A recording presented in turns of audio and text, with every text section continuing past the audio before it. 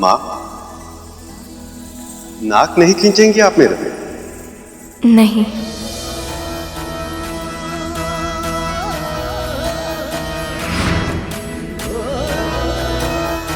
विवाह के हर्ष ईद की तरह इसके निर्धारण के पीछे भी एक कारण था प्रभु। जब वर वधू के माता पिता जमाई के चरण धोते थे तो जमाई के मन में अहंकार आ जाता था और उसे लगने लगता था कि वही सब कुछ है, कोई और कुछ नहीं। तभी वधू की माँ उसकी नाक खींचकर उसको फिर से झुकना सिखाती थी। पर आपके भीतर तो सभी गुण हैं प्रभु, और फिर भी अहंकार तो क्या, कोई भी दुर्गुण तनिक भी नहीं है। इसीलिए आपके साथ ये रीति करने की आवश्यकता ही नहीं है।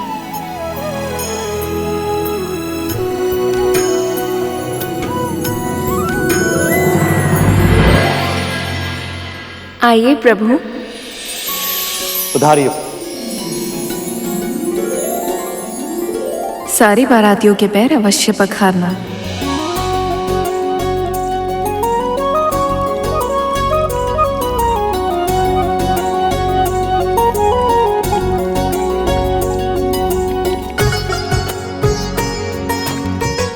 अरुण भी तो बारातियों के समक्ष ही होगा, किंतु वो है कहाँ?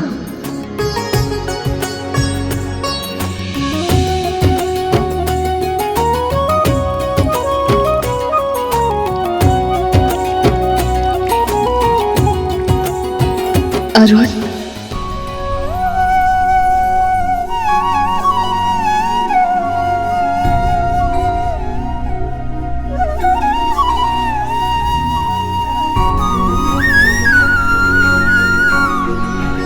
मैं कब से तुमसे मिलने की प्रतीक्षा कर रही थी। तुम्हें एक क्षण देखने के लिए कब से व्याकुल थी।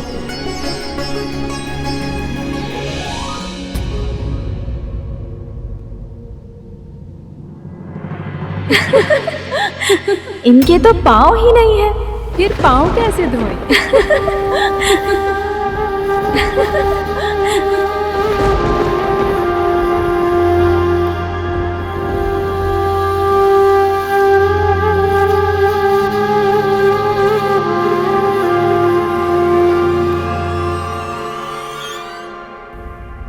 उत्साह की अधिकता में अपने कर्मों के फल भूल गई विंदा।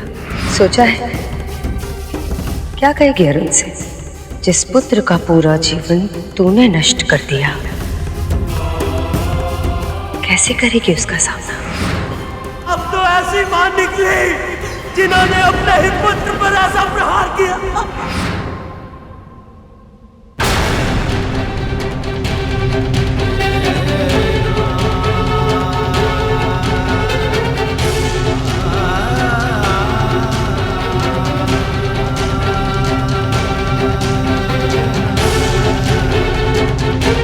गरुड़,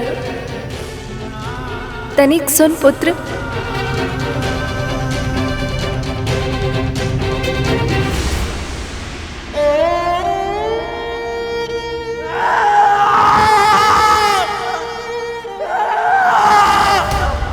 ये क्या किया आपने? ईर्ष्या के वश में अपने ही पुत्र को विकलांग बना दिया।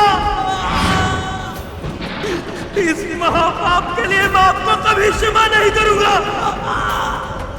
असुरक्षा, मोह और मत्सर जैसे दोषों ने आप और आपकी बहन दोनों की बुद्धि हर ली और मुझसे छीन लिया मेरा गौरव और मेरा भाग्य।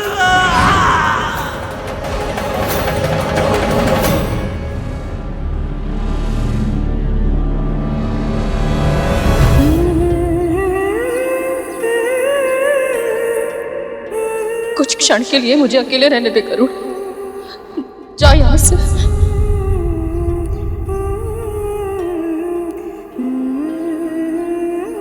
अरुण,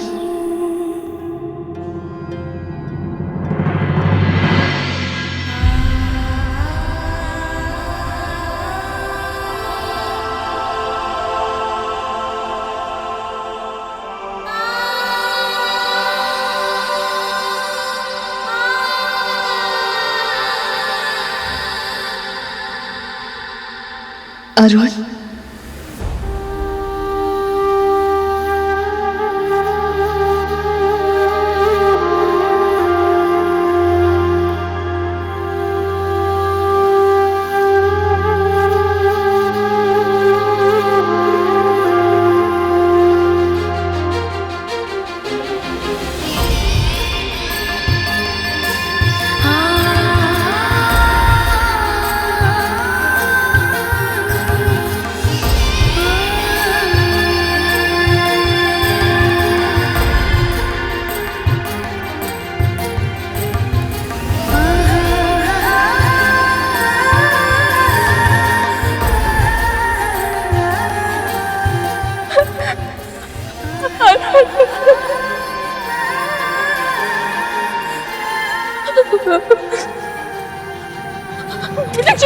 क्षमा।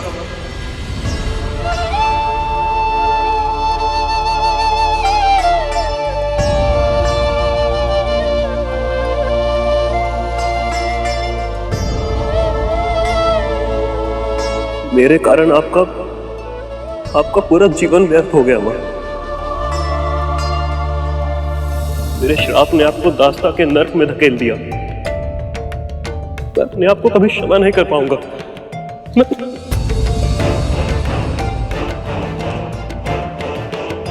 नहीं रुड,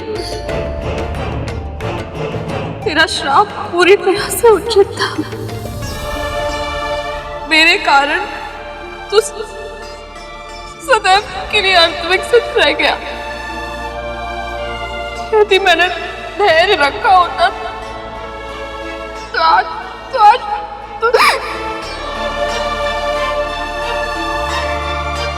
सत्य तो ये है, तेरे जन्म के बाद से हर क्षण मुझे लगता है कि दास्ता का ये जीवन ही मेरा दंड है। पर मैं आज तक अपने आप को कभी क्षमा नहीं कर पाया माँ। हर पल हर क्षण यही अनुभव करता हूं कि क्यों मैंने अपने क्रोध पर नियंत्रण नहीं रखा। यदि उस दिन मैं आपको श्राप ना देता तो आज आपका जीवन जीती जागती त्रासदी ना बना होता माँ। हाँ माँ, मैं आपसे बिछड़कर दूर अवश्य हुआ हूं, पर कभी अपने हृदय से एक पल के लिए भी आपको भुला नहीं पाया मैं। आपकी पीड़ा, आपकी वेदना प्रतिदिन प्रतिपल सही है मैंने। जब आपके कष्टों की वेदना आपके हृदय को पीड़ा पहुंचाती थी, तब तक मेरे आंसू छलकते थे। पर जब आप उन ओस रूपी आंसू को अपने हाथ में इकट्ठा करके पी जाती थी ना मां, तो मुझे ऐसा लगता था जैसे आपने मुझे क्षमा कर दिया हो। ऐसा लगता था जैसे जीवन में और कुछ भी नहीं चाहिए मुझे, कुछ भी नहीं। मां, आप जानती हैं, मेरे जन्म लेने से लेकर आज तक मैंने आपको और आपके प्रेम को केवल अपनी कल्पनाओं में ही अनुभव किया है। आज अपने उन सभी अनुभवों को उनको जीना चाहता हूं मां। मैं चाहता हूं कि जिस तरह आप गरुड़ के सर पर हाथ रखकर उसे आशीर्वाद देती हैं, मुझे भी दीजिए। जिस तरह अपने हाथों से उसे भोजन करवाती हैं, मुझे भी करवाइए। इतने वर्षों तक आपके प्रेम से वंचित रहा हूं मैं। बस एक बार आपके आशीर्वाद को छूना चाहता हूं मैं। बस एक बार।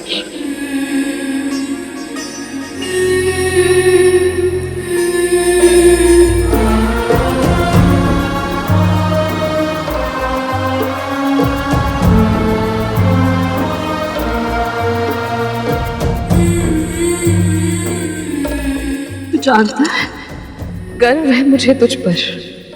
अपनी शारीरिक कमी को तूने अपने उत्थान के मार्ग में अवरोध नहीं बनने दिया। जो तेरी दुर्बलता थी उसे ही अपनी शक्ति बना लिया तूने। मैंने जो भी सीखा है सब आपसे सीखा है माँ। सब कुछ गवा दिया था आपने अपना, किंतु उसके बाद भी आपने कभी अपनी मर्यादा, अपने आत्मसम्मान के साथ समझौता नहीं किया। सब आपसे सीखा है मैंने।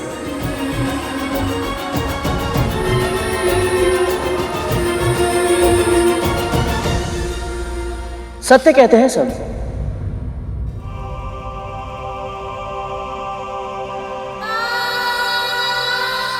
मां को सबसे अधिक प्रेम अपने पहले पुत्र से ही होता है।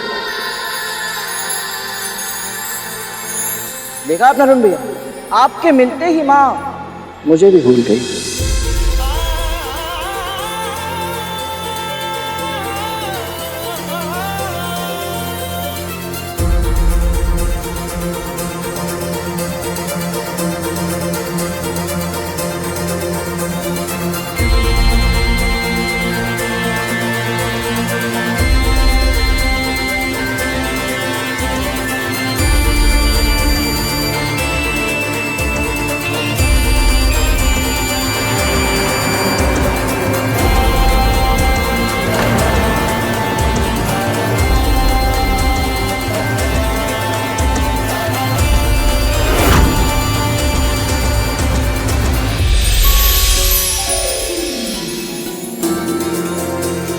प्रभु विष्णु ने तुम्हें यहाँ जिस मंतव्य से भेजा था वो पूर्ण हुआ। तुम्हें अरुण से मिला के माँ बेटे के मन में जो बोझ था उसका निवारण किया प्रभु ने। सही समय आने पर भगवान सदा अपने भक्तों की इच्छा पूरी करते हैं।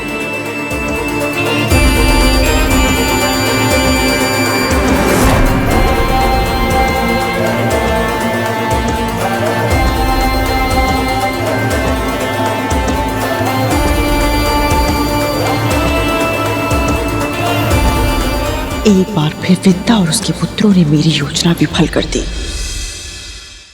मैं स्वयं भस्म हो जाऊंगा मगर आप सबको छल से मंथन नहीं करने दूंगा।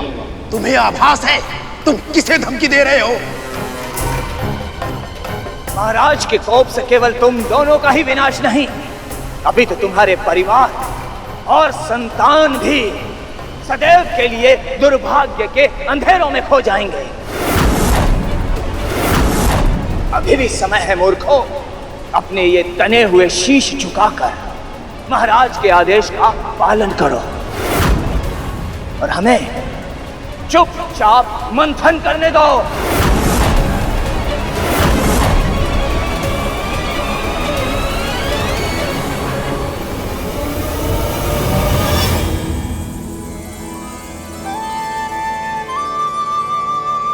मामा श्री तो आ गए, किंतु मामी श्री कहाँ हैं?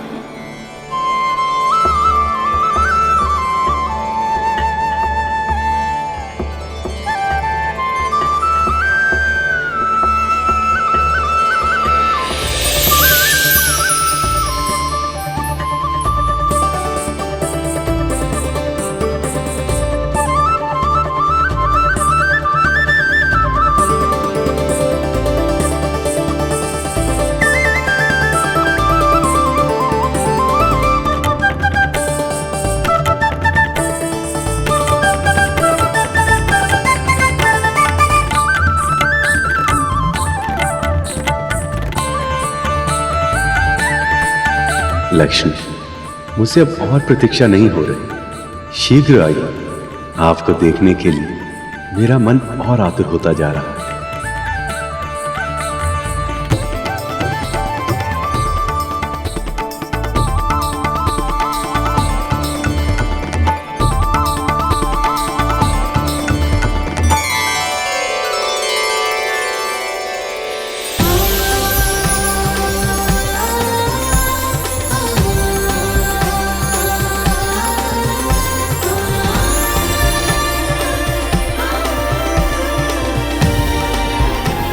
इस क्षण की प्रतीक्षा मैं कब से कर रहा था, जब आप सदा के लिए मेरी हो जाने के लिए मेरी ओर आएंगे।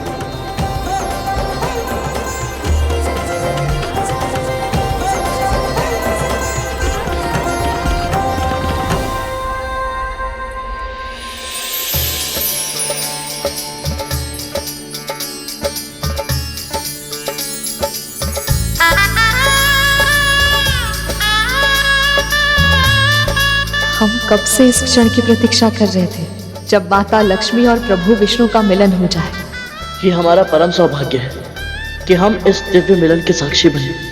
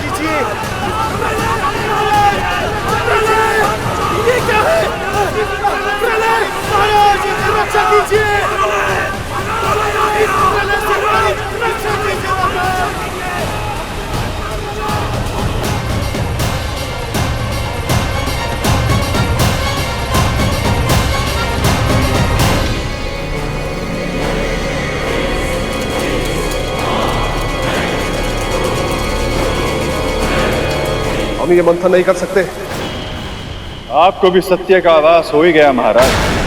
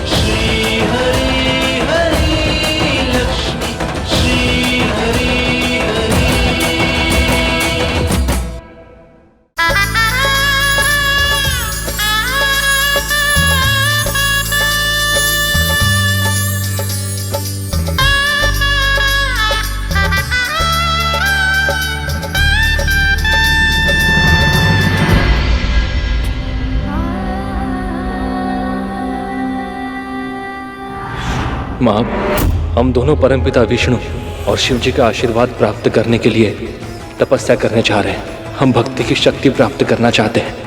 आप भी यही चाहती थी ना कि हम शक्तिशाली बने? जहां जाना चाहते हो जाओ, जहां जाओ सुखी रहना।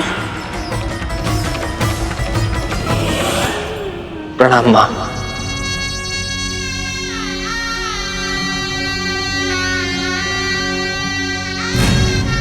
तुम सुखी हो ना? आपके आशीर्वाद से परम प्रभु के चरणों में स्थान पा लिया मैंने। इससे अधिक सुख और क्या हो सकता है मेरे लिए?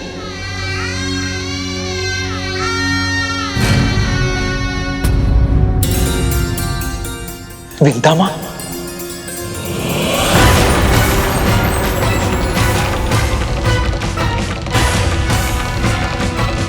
अनंत,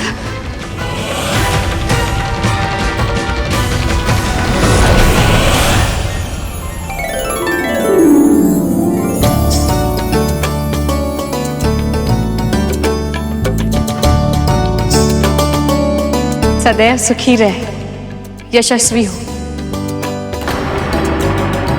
जानते हो, जब से गरुड़ ने तुम्हारे बारे में बताया है तब से तुम्हें देखने की इच्छा थी अनंत। मेरी भी बहुत इच्छा थी आपके दर्शन करने की माँ। मैं भले ही घर से दूर चला गया पर आपका विचार मेरे मन में सदैव रहता है।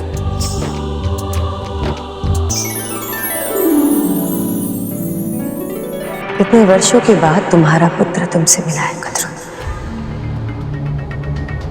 पर वो तुमसे अधिक विंदा से बातें कर रहा है। आप सब कृपया अपना अपना स्थान ग्रहण कर लें। अब विवाह संस्कार आरंभ होने वाला है। आज्ञा दीजिए माँ।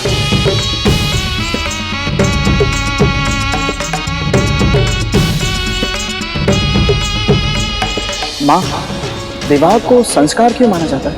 क्योंकि विवाह कोई शारीरिक या सामाजिक अनुबंध मात्र नहीं है, आध्यात्मिक साधना का माध्यम भी है। दो आत्माओं का पवित्र योग है विवाह। जब दो प्राणी विवाह का संकल्प लेते हैं, वो अपने अलग अलग अस्तित्वों को समाप्त कर एक सम्मिलित इकाई का निर्माण करते हैं, ताकि वो दोनों जीवन और समाज के प्रति अपने कर्तव्य को दो गुणी निष्ठा के साथ निभा सकें, अपने अपने पक्ष के साथ साथ कुलों का उद्धार करते हुए अपनी अगली पीढ़ी को जन्म देकर संसार के चक्र को आगे बढ़ा सके। विवाह वो बंधन है गरुड़, जिसमें बंधकर हम अपने माता पिता के ऋण को आंशिक रूप से चुका पाते हैं।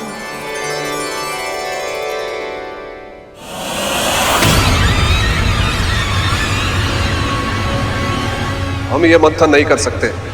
परंतु महाराज, अमृत। तो आपको सत्य का आभास हो ही गया महाराज।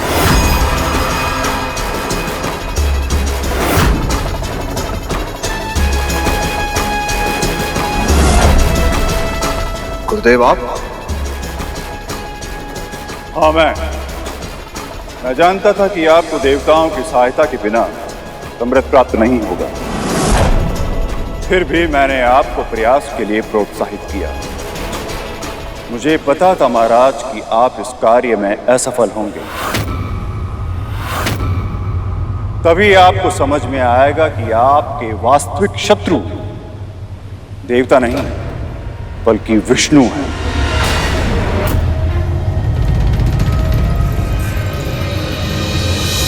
जब देवता संधि का प्रस्ताव लेकर आए थे, तभी मैं समझ गया था कि ये विष्णु के अगले अवतार के प्रकट होने का समय है, और ऐसा होना असुरों के लिए संकट का कारण बनेगा। इसीलिए मैं प्रथम क्षण से ही मंथन के विचार के ही विरुद्ध था, किंतु आपने मेरा सुझाव नहीं माना और विष्णु के कच्छप अवतार के प्रकट होने में सहायता कर दी।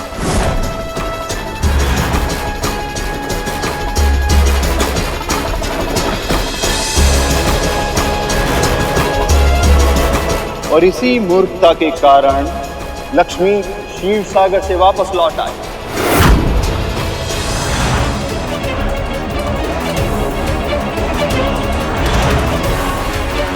संसार में शिव फिर से लौटा।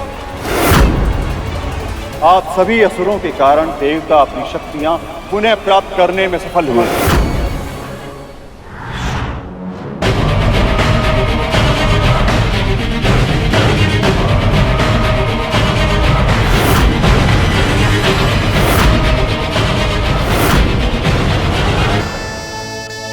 अग्निदेव, आरंभ कीजिए। जो आज्ञा ब्रह्मदेव।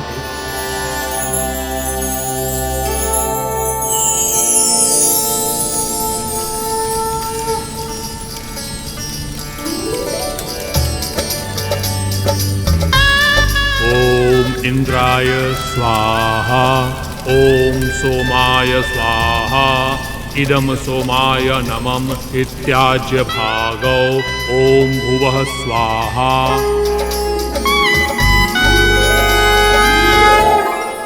और अब विष्णु और लक्ष्मी दोनों देवताओं के साथ हैं, इसलिए देवता इस मंथन के कार्य को भी पूर्ण करेंगे और उन्हें अमृत भी प्राप्त होगा।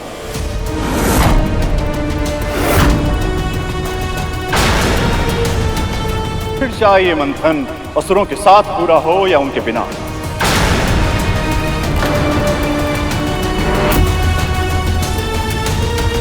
अब कन्यादान होगा। समुद्रदेव, महारानी, अब आप वधू का हाथ अपने हाथ में लें और उसे वर के हाथ में रख दें। कन्यादान का अर्थ होता है पिता द्वारा कन्या का सारा दायित्व वर के हाथों में सौंप देना और उस पर अपना अधिकार सदा के लिए त्याग कर देना। कन्यादान के बाद वधू पूरी तरह से वर की हो जाती है।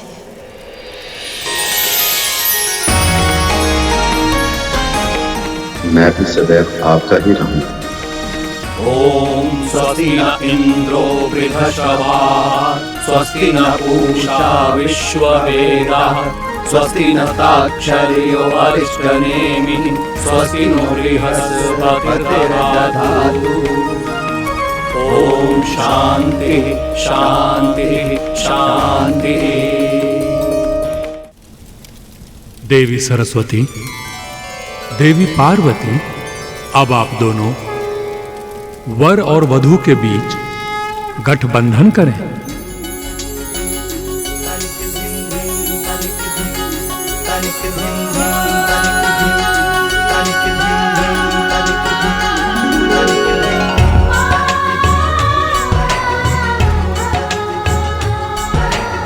ध्यान से देखो पुत्र, इस गठबंधन में रखे जाने वाली हर वस्तु का एक विशेष अर्थ और महत्व है।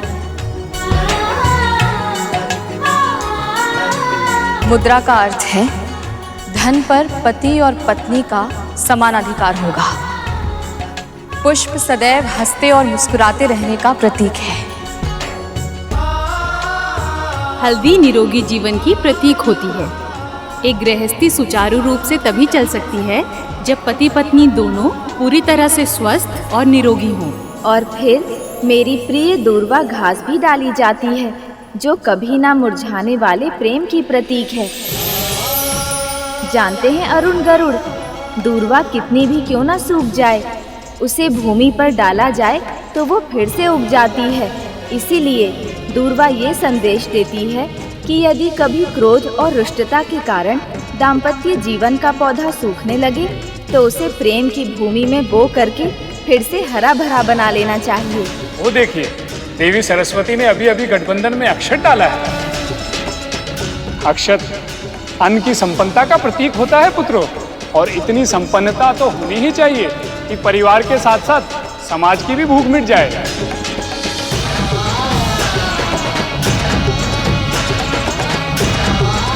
अब तो आप सदा के लिए मेरे प्रेम के बंधन में बंध गए।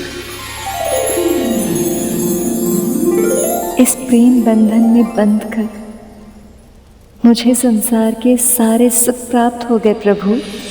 अब से सदैव मेरा नाम लेने से पहले आपका नाम पुकारा जाएगा। अरे वाह, ये विवाह संस्कार कितना रुचिकर है। इसके हर छोटी बड़ी रीति के पीछे कितने संदेश, कितने विचार छिपे हुए हैं। बातों बातों में चूक मत जाना करो। अभी विवाह की सबसे महत्वपूर्ण रीति आरंभ होने वाली है। अब आप दोनों अपनी अपनी प्रतिज्ञाएं लें। आज से अपनी धर्मपत्नी को अर्धांगिनी घोषित करते हुए मैं इनके साथ अपने व्यक्तित्व को मिलाते हुए एक नए जीवन की सृष्टि करता हूं। अपने तन के अंगों की भांति ही मैं अपनी अर्धांगिनी की भी रक्षा करूंगा।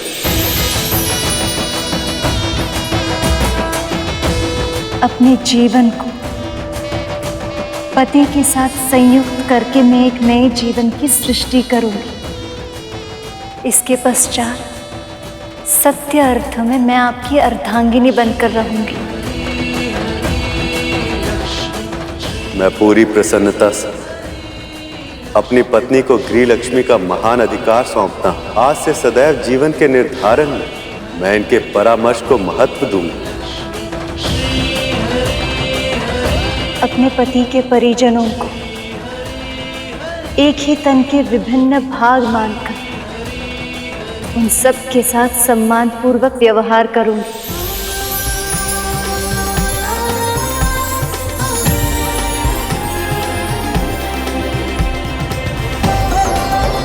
नारद, गरुड़, शेषनाग मेरे और श्री विष्णु के परिवार के अभिन्न अंग हैं। ये सब और मेरे सारे सच्चे भक्त ही तो हैं मेरा परिवार।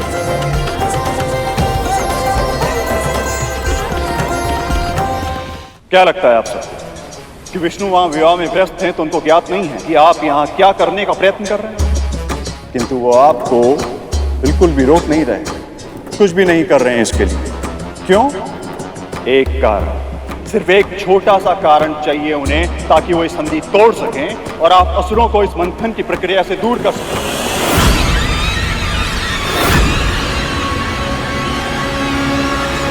ताकि सारा का सारा अमृत देवताओं को प्राप्त हो सके।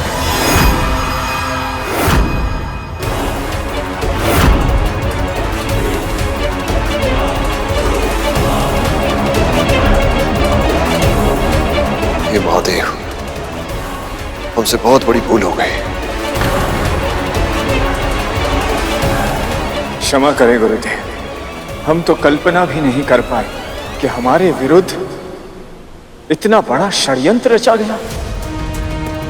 गुरुदेव, अब आप ही हमें बताइए कि हम क्या करें। कुछ नहीं,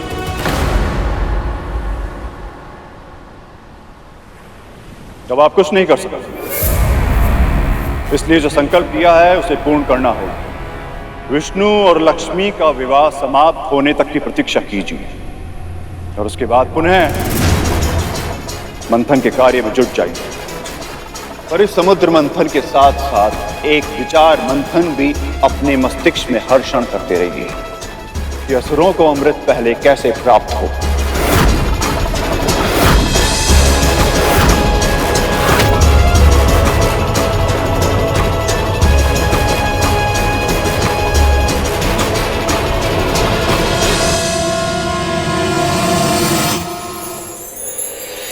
रूप, स्वास्थ्य, स्वभावगत गुण या दोष और अज्ञान से उत्पन्न होने वाले विकारों को मैं कभी अपने चित्त में स्थान नहीं दूंगा।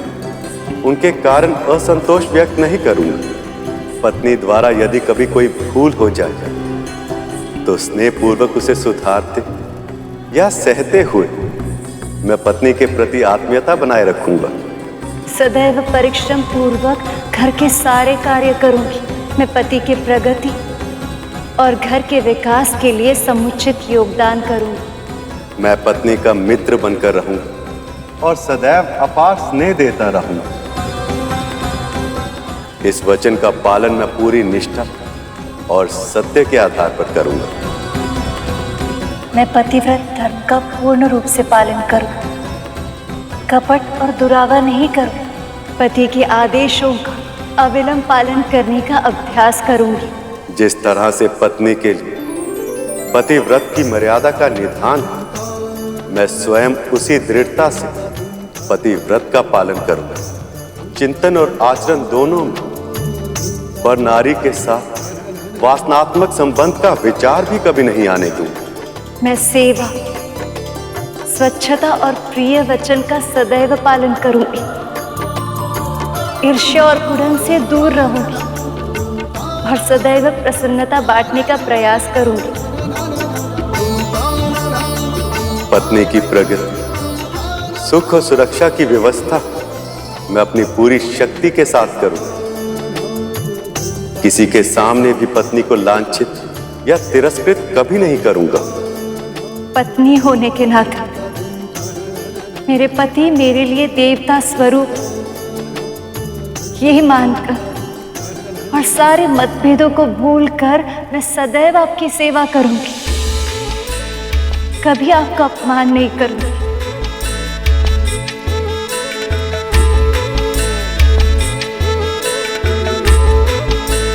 अब आप दोनों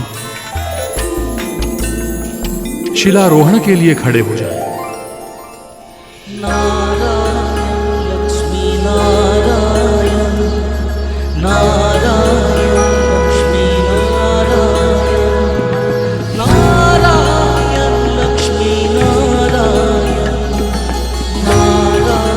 हम दोनों ये प्रतिज्ञा लेते कि शिला की तरह स्थिर रहकर हम सदैव अपनी प्रतिज्ञाओं का पालन करेंगे। हम दोनों ये प्रतिज्ञा लेते हैं कि शिला की तरह स्थिर रहकर हम सदैव अपनी प्रतिज्ञाओं का पालन करेंगे।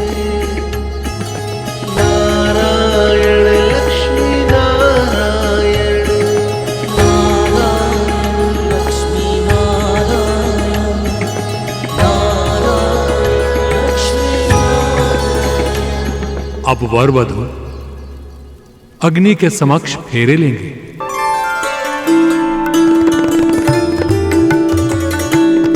माँ, ये सभी फेरे अग्नि के सामने क्यों लिए जाते हैं? क्योंकि अग्नि सूर्य देव का प्रतीक है गरुड़, और सूर्य देव से अधिक इस संसार में घटित हर कर्म का साक्षी और कौन हो सकता है। सब कुछ देखते हैं सूर्य देव, इसीलिए उनको अर्थात उनकी प्रत्येक अग्नि को ही साक्षी मानकर विवाह किया जाता है गरुड़।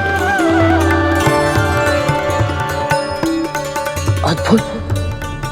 ये जानने के बाद तो मैं स्वयं को और अधिक सौभाग्यशाली अनुभव कर रहा हूँ, क्योंकि अग्निदेव और सूर्यदेव मेरे बड़े भाई।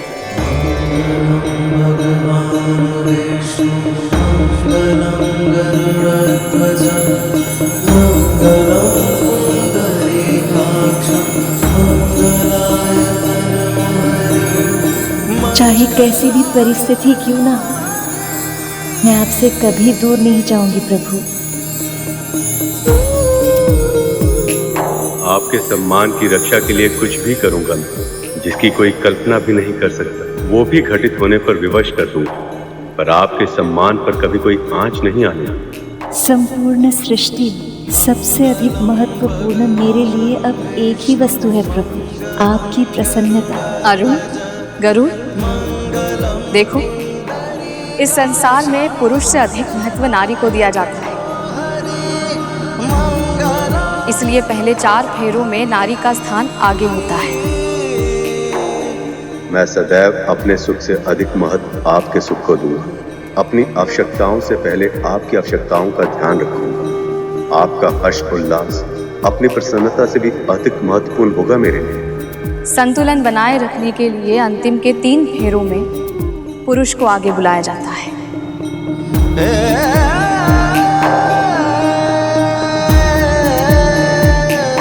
वैसे तो मैं आपके ऊपर कोई संकट आने ही नहीं दूंगा, पर यदि विधि के विधानवश आ भी गए तो आप तक पहुंचने से पहले उसे मेरा सामना करना होगा। जो आपका अहित करेगा उसके सामने चट्टान बनकर खड़ा हो जाऊंगा।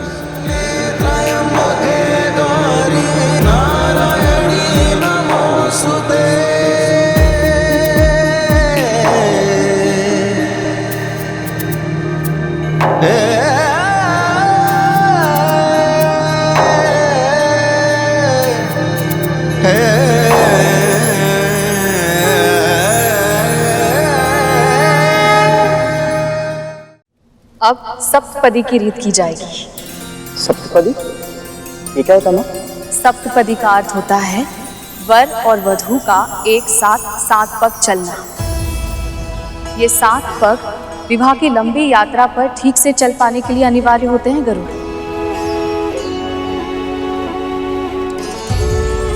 प्रथम पग अन्न की वृद्धि के लिए होता है। अन्न का उत्पादन, अन्न की रक्षा और अन्न का सदुपयोग जो कर सकता है वही सफल गृहस्थ हो सकता है। अधिक पका लेना, झूठन छोड़ना और स्वच्छता का ध्यान न रखना, इन सभी बातों से स्वास्थ्य की हानि होती है। इसलिए आहार की सात्विकता का उचित ध्यान रखना दाम्पत्य जीवन का मुख्य उत्तरदायित्व है। दूसरा पग शारीरिक और मानसिक बल की वृद्धि के लिए होता है। व्यायाम, परिश्रम, उचित और नियमित आहार विहार से तन का बल स्थिर रहता है। अध्ययन और विचार विमर्श से मनोबल बढ़ता है। जिन प्रयत्नों से दोनों बल बढ़े, पति और पत्नी समर्थ, स्वस्थ और सशक्त बने, उनका उपाय सोचते रहना चाहिए। तीसरा पग धन की वृद्धि के लिए होता है। जैसे मुद्रा अर्जित करना आवश्यक है, वैसे ही व्यय की मर्यादाओं का ध्यान रखना दाम्पत्य जीवन का प्रमुख कर्तव्य है। चौथा पग होता है सुख की वृद्धि के लिए। पति पत्नी प्रसन्न चित्त रहे, मुस्कुराने का अभ्यास करें, हंसते हंसाते जीवन व्यतीत करें। सदैव ध्यान रखना, जो संतोष करना जानता है सुखी भी वही रह सकता है।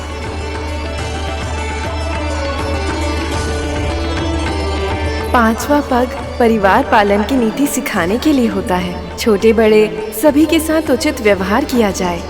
आश्रित पशुओं, सेवकों और दासों को भी अपने परिवार का अंग माना जाए। उन सभी आश्रितों की उचित देखभाल, सुरक्षा, उन्नति और सुख शांति के उपाय अपनी पूरी क्षमता के साथ किए जाएं।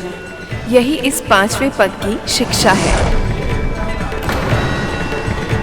संतानों को जन्म देना स्वाभाविक है, इसीलिए दाम्पत्य जीवन में उसका भी स्थान है। परंतु इन कर्तव्यों का निर्वहन करते हुए भी मर्यादाओं का पूरी कठोरता और सतर्कता से पालन किया जाना चाहिए। यही इस छठे पग का संदेश है।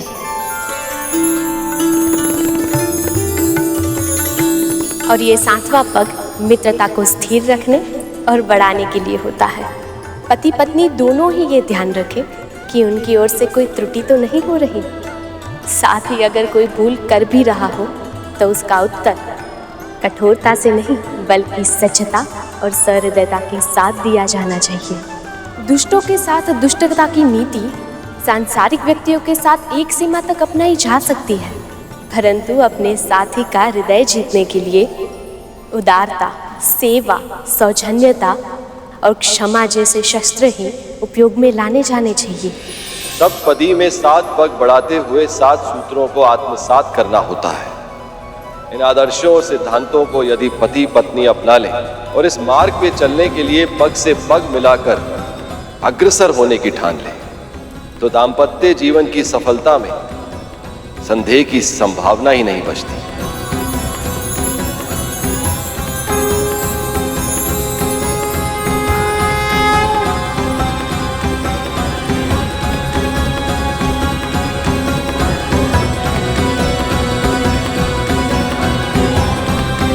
सप्तपदी होने के बाद ही अर्धांगिनी को वामांगी का अधिकार प्राप्त होता है।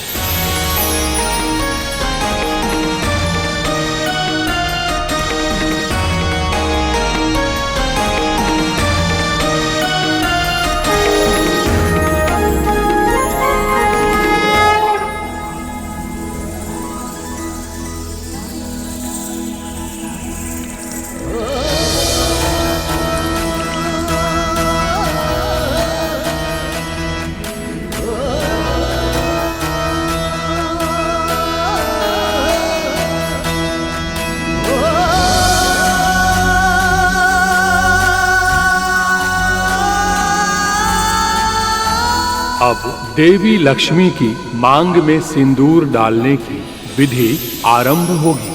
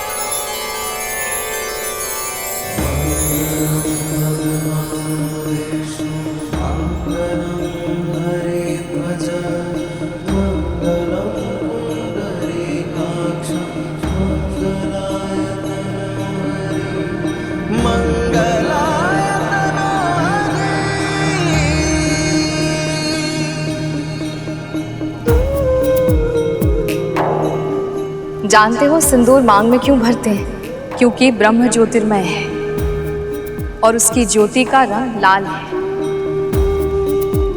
और ये शुभ इसलिए होता है क्योंकि नारी की मांग ब्रह्मरंध्र के ठीक ऊपर होती है। स्त्रियों का ये स्थान बहुत कोमल होता है, इसलिए यहाँ सिंदूर भरने से स्त्री के तन में विद्युत तरंगें नियंत्रित रहती हैं। सिंदूर दान की इस अंतिम रीति के साथ अब विवाह संपन्न हुआ।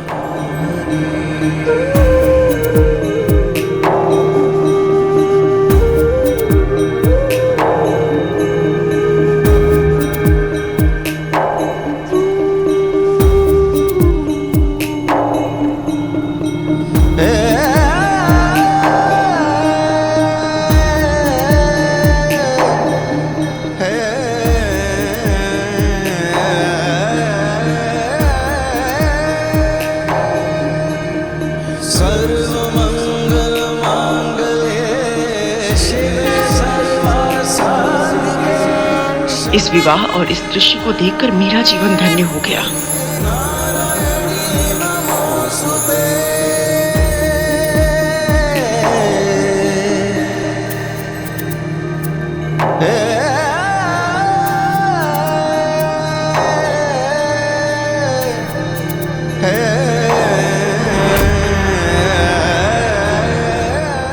कद्रू, तुम्हारा मुख क्या हुआ? तुम इतना आश्चर्यचकित होकर क्या देख रही हो? क्या हुआ मेरे मुख को? कद्रू, तुम्हारे चेहरे पे दाग क्या हुआ है? बोलो। कद्रू, वो लुप्त हो गए हैं।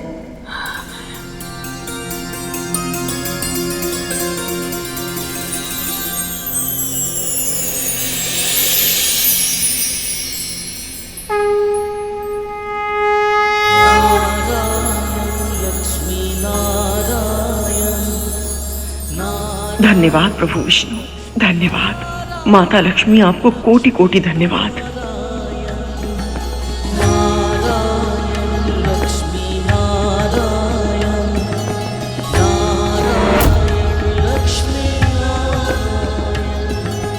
जग के पालक हैं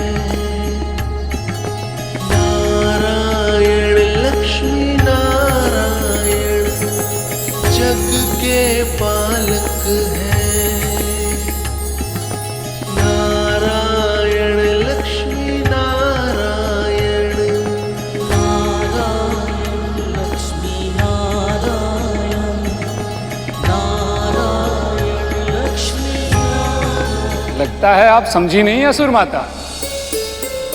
ये महिमा प्रभु विष्णु और माँ लक्ष्मी की है। आज विवाह इनका हुआ है, पर जो अतिथि पूरे मन से सम्मिलित हुए हैं, अब उन सबका कल्याण होगा। नारायण नारायण। सत्य कहा मुनिवर। केवल आज ही नहीं, आज से अनंत काल तक जो भी पूरे मन से और सच्ची श्रद्धा से लक्ष्मी नारायण का ध्यान करेगा, उसके जीवन में सुख, समृद्धि और शांति का वास होगा। उसके सारे मनोरथ सफल होंगे, सभी इच्छाएं पूरी होंगी।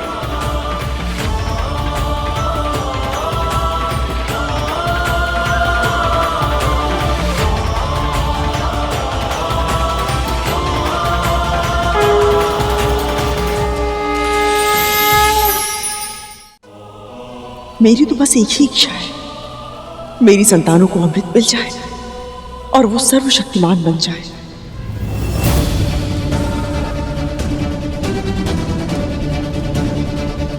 माया का खेल भी कितना अनोखा है, कितनी शीघ्र घेर लेती। अभी कुछ क्षण पहले तक कद्रू के मन में केवल भक्ति थी, किंतु इच्छाओं ने फिर से इसे अब जकड़ लिया। पर प्रभु, जब तक ये अपने दोषों से मुक्त नहीं होती, वृंदा और गरुड़ अपने दासित्व से मुक्त कब होंगे?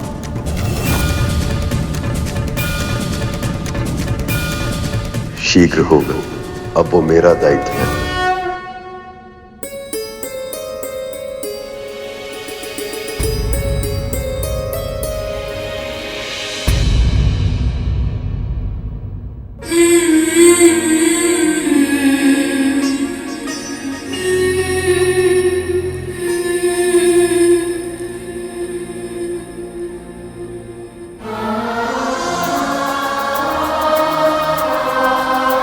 रो क्यों रहा है तू?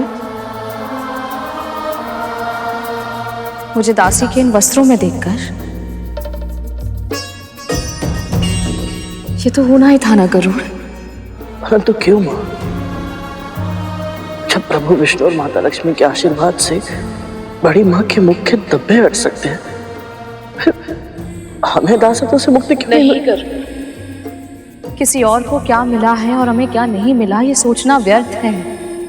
मैं अपने जीवन में ये भूल एक बार कर चुकी हूँ, जब मैंने अपने सौभाग्य से प्रसन्न होने के स्थान पर अपना ध्यान कद्रू दीदी के सुख पर केंद्रित कर दिया था, जिससे मेरे मन में ईर्ष्या के महापाप ने जन्म ले लिया था। गरुड़, मैं नहीं चाहती तो भूल कर भी वही भूल फिर से दोहरा दे।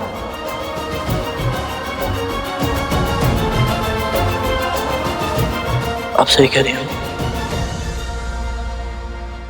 तू चिंता मत कर गरुड़, मुझे पूरा विश्वास है जिस तरह भगवान दत्तात्रेय की कृपा की वर्षा मां पर हुई है, उसी तरह प्रभु विष्णु और मां लक्ष्मी की कृपा भी आप पर होगी मां। उनकी कृपा का आशीर्वाद तो मुझे पहले ही मिल चुका है अरुण। इतने अच्छे, इतने संस्कारी दो पुत्र जो दिए हैं उन्होंने मुझे। अपने पुत्रों के अच्छे कर्म और सेवा का फल ही तो है, जिसके कारण मैं इस पवित्र समारोह में सम्मिलित हो पाई हूँ। यहाँ इतना सम्मान, इतना अपनापन मिला है मुझे। ये सब केवल इस जन्म में ही नहीं, आने वाले हर जन्म में मुझे सुख देने के लिए पर्याप्त है। अब और मुझे कुछ नहीं चाहिए।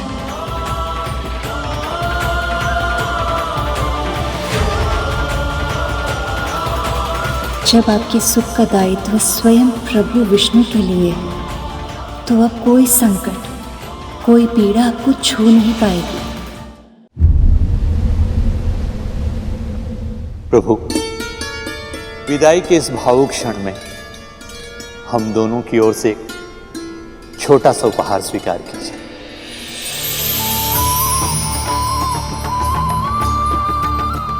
इसकी कोई आवश्यकता नहीं है पिताजी। ये मणि उस सम्मान का प्रतीक है जो आप सबने मुझे दिया है।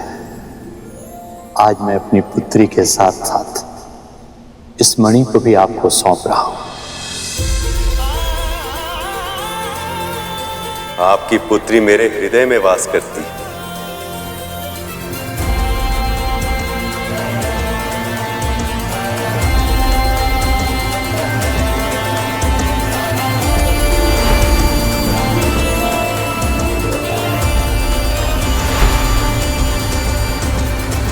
इसलिए आज से इस मणि को मैं अपने हृदय के निकट धारण करूंगा, ताकि देवी लक्ष्मी को अपने माता पिता की निकटता का आभास सदैव होता रहे।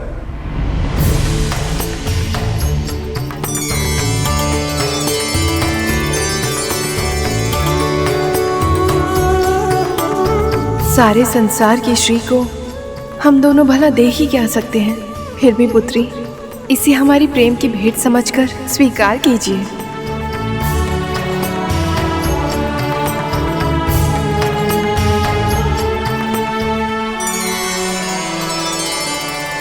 बड़ी विचित्र बात है ना, सारा संसार जिस लक्ष्मी देवी को पाने की चेष्टा करता है, आज मैंने उनका कन्यादान किया है। पर मैं जब देखता हूं कि मैंने अपनी पुत्री का हाथ किन हाथों में दिया है, तो ऐसा लगता है जैसे इससे बढ़कर पुण्य कार्य कुछ हो ही नहीं सकता। अपनी पुत्री का घर से जाना किसी को अच्छा नहीं लगता, पर मैं लक्ष्मी भी हूँ और जाते जाते मैं इस घर को कुछ देना चाहती हूँ।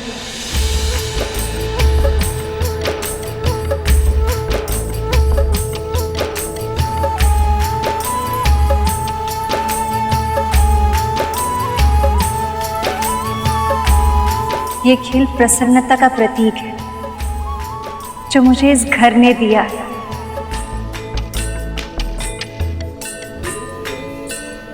पत्नी होने के नाते मुझे आगे बढ़ना है, किंतु पुत्री होने के नाते मैं यहाँ प्रसन्नता बिखेर के जाना चाहती हूँ।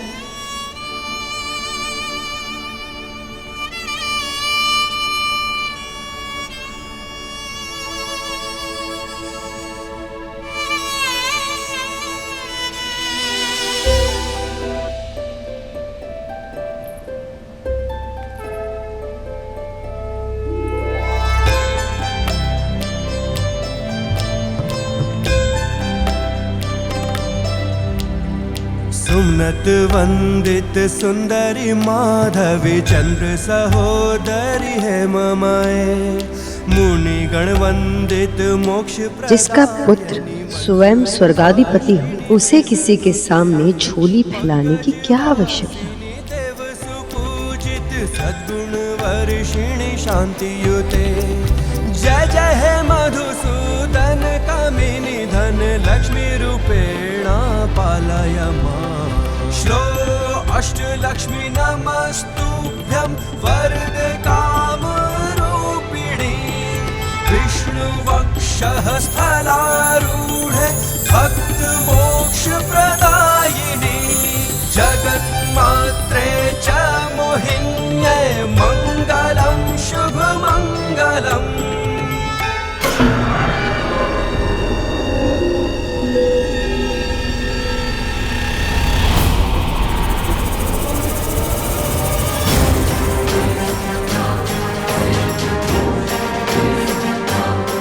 बस एक था ना, इससे क्या होगा?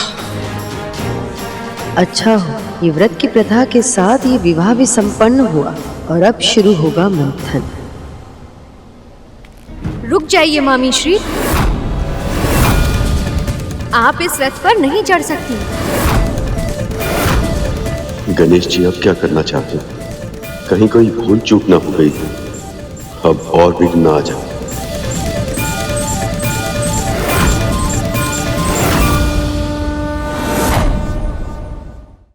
क्या हुआ गणेश?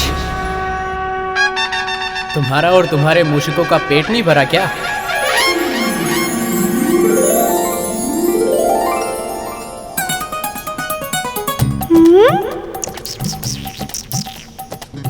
पेट तो भर गया भ्राता, किंतु मन नहीं भरा। मुझे नेक दिए बिना आप रथ पर नहीं चढ़ सकती मामी श्री।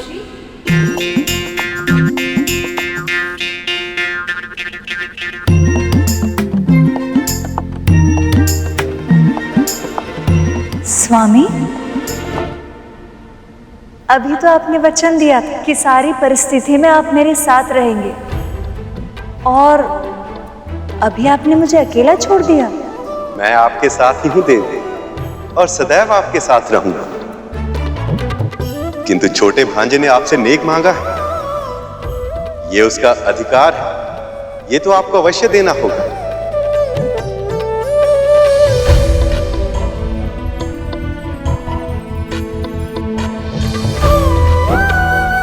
गणेश, आप बुद्धि के देवता हैं और मैं धन वैभव की देवी। और जब बुद्धि ही ना हो तो धन कैसे प्राप्त कर सकते हैं? आज मैं आपको आशीर्वाद देती हूँ कि हम दोनों की पूजा अब से साथ में होगी।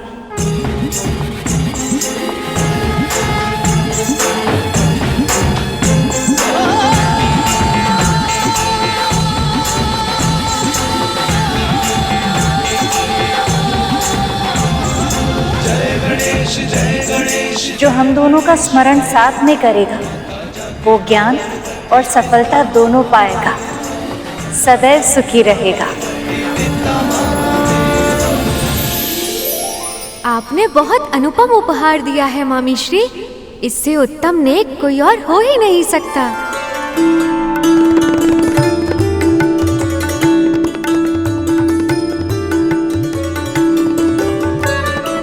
आइए देवी।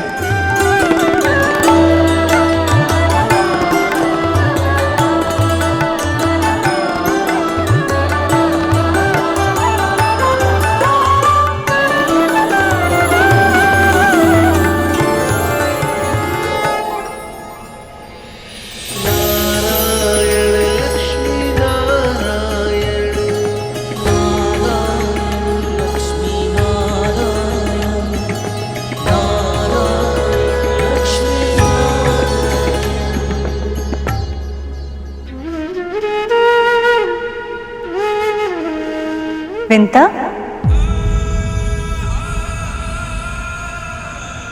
तुम वहां क्यों खड़ी हो? तुम्हें हमारे साथ वैकुंठ चलना है। मैं वैकुंठ? प्रभु विष्णु के धाम?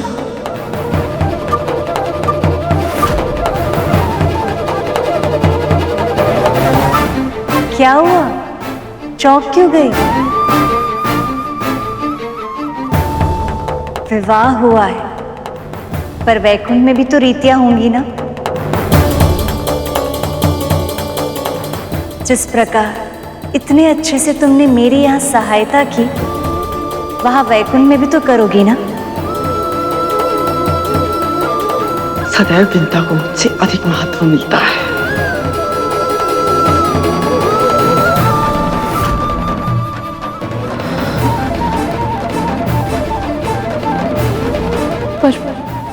माँ, मैं कैसे?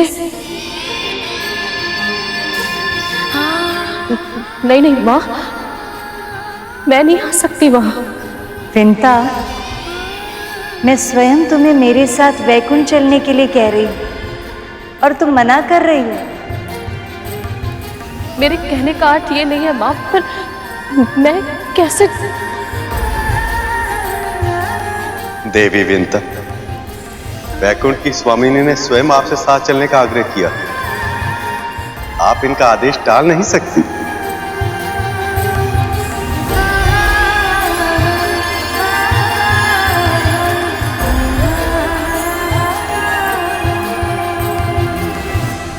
प्रभु, स्वागत की तैयारियां करने के लिए हमें आपसे पहले पहुंचना होगा। आज्ञा दीजिए।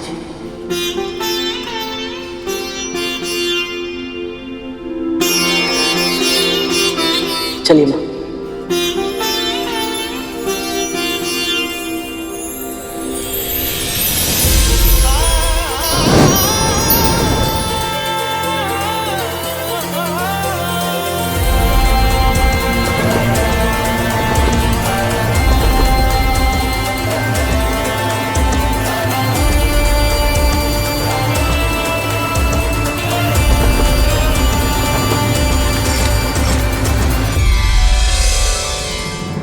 रुको कद्रू, वैकुंठ जाने का विशेष निमंत्रण सिर्फ विंता को मिला है, तुम्हें नहीं, और मुझे नहीं लगता कि तुम्हें जाना चाहिए। तुम स्वयं भी तो बिना निमंत्रण के यहाँ आई थी ना। और स्वयं तुमने भी देखा ना कि इन सब ने मेरे साथ कैसा व्यवहार किया। इन सब ने मेरी उपेक्षा की है, पर मैंने कैसे भी करके अपने क्रोध पर नियंत्रण कर लिया। क्या तुम कर पाओगी कद्रू? वैकुंठ में जाकर अगर तुमने विंता के लिए कुछ भी बुरा कहा या सोचा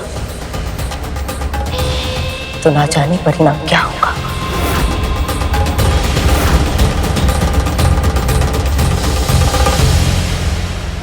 यदि प्रभु विष्णु और देवी लक्ष्मी मुझसे रुष्ट हो गए तो अपने पुत्रों के लिए अमृत पाने का मेरा स्वप्न ही रह जाएगा।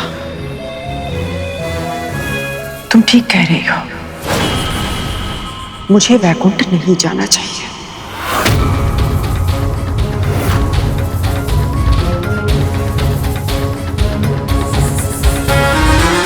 तू जितना होना चाहती है विंता, उड़ ले। एक बार, बस एक बार मेरे पुत्रों को अमृत मिल गया तो फिर उन्हें तेरे करुण से कोई संकट नहीं होगा। फिर तब अपने हर अपमान का बदला लूंगी तुमसे।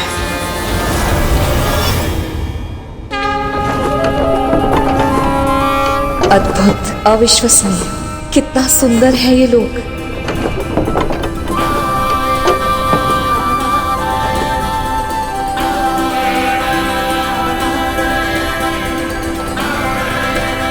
आज तक केवल इसके स्वप्न देखे थे मैंने। सदैव सोचती थी कि कैसा होगा वैकुंठ।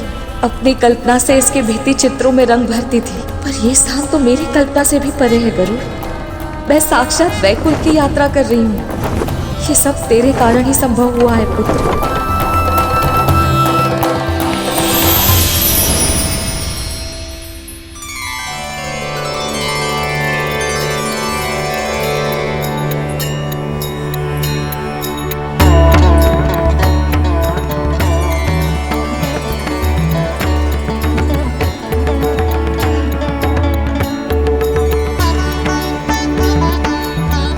मुझे तो विश्वास ही नहीं हो रहा गरुड़, मैं वैकुंठ के द्वार के सामने हूँ। इतना बड़ा सौभाग्य, इतना सारा सुख, क्या कल्पनीय है गरुड़, अकल्पनीय।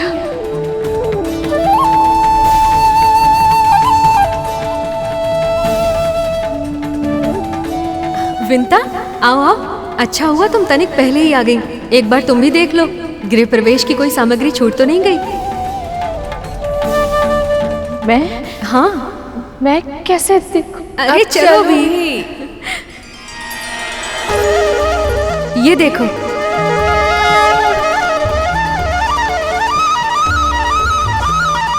देखो ना विंता, कोई सामग्री छूट तो नहीं गई।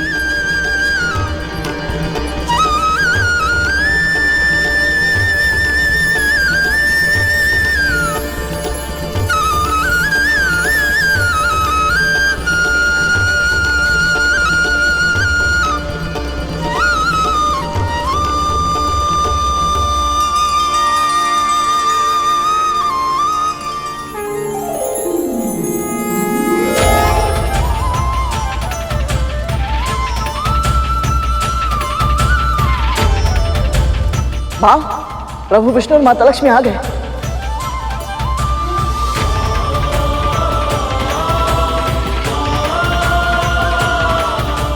मुझे सदा से ज्ञात था कि समुद्र मंथन कराने से हमारा मिलन अवश्य होगा, और आज आपको अपने साथ वैकुंठ लाते हुए मेरे सारे प्रयास सफल होने का अनुभव हो रहा है मुझे।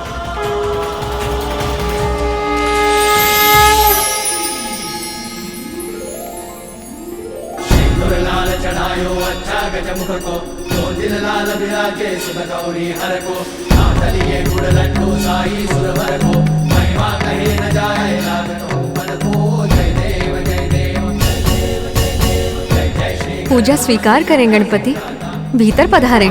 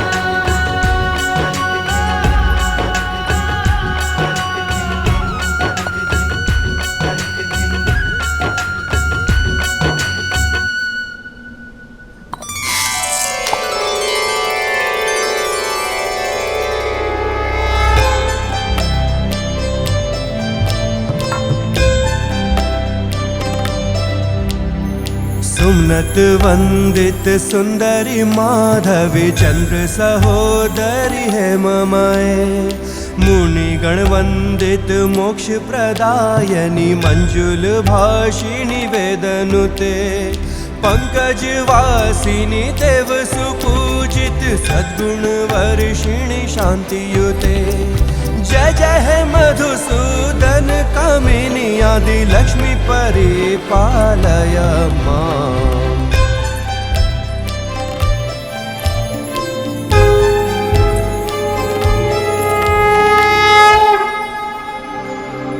माँ अरुंधति, माँ अनुसुया, जिस आत्मीयता से आपने मेरा स्वागत किया उससे मैं अभिभूत हो गई।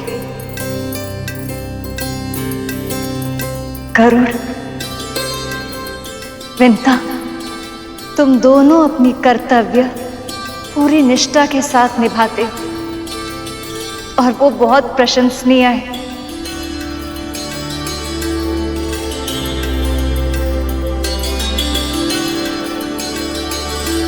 और सबसे अधिक धन्यवाद मैं आपको कहना चाहती हूँ स्वामी, आप ही के कारण इस अद्भुत आनंद का अनुभव करने का अवसर मिला मुझे।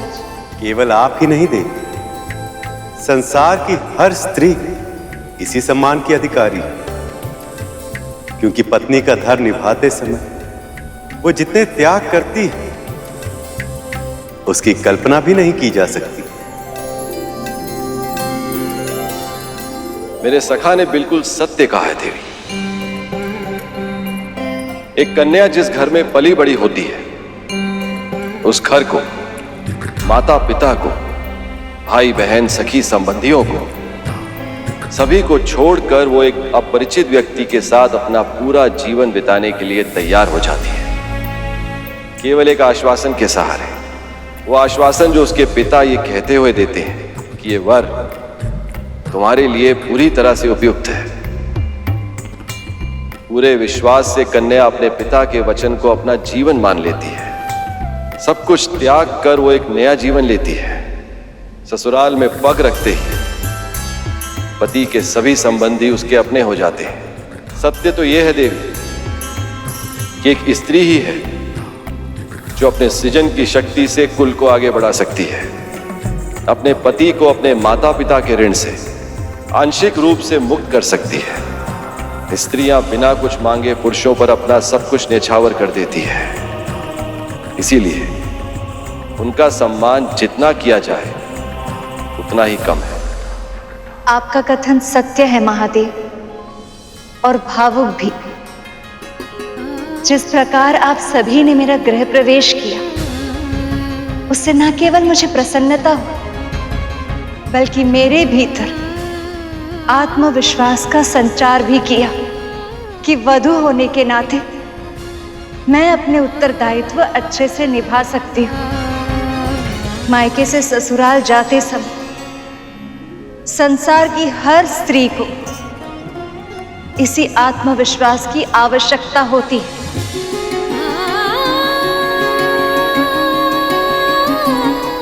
इसलिए मैं ये संकल्प लेती हूँ स्वामी, आज से जो भी परिवार अपने बहू का गृह प्रवेश इन सब संस्कारों के साथ करेगा, मैं स्वयं उस स्त्री के भीतर स्थिर निवास करके उसे गृह लक्ष्मी बनाऊंगी। उसके शुभ हाथों से हल्दी के छाप उस घर के कष्ट और रोगों को मुक्त करेंगे।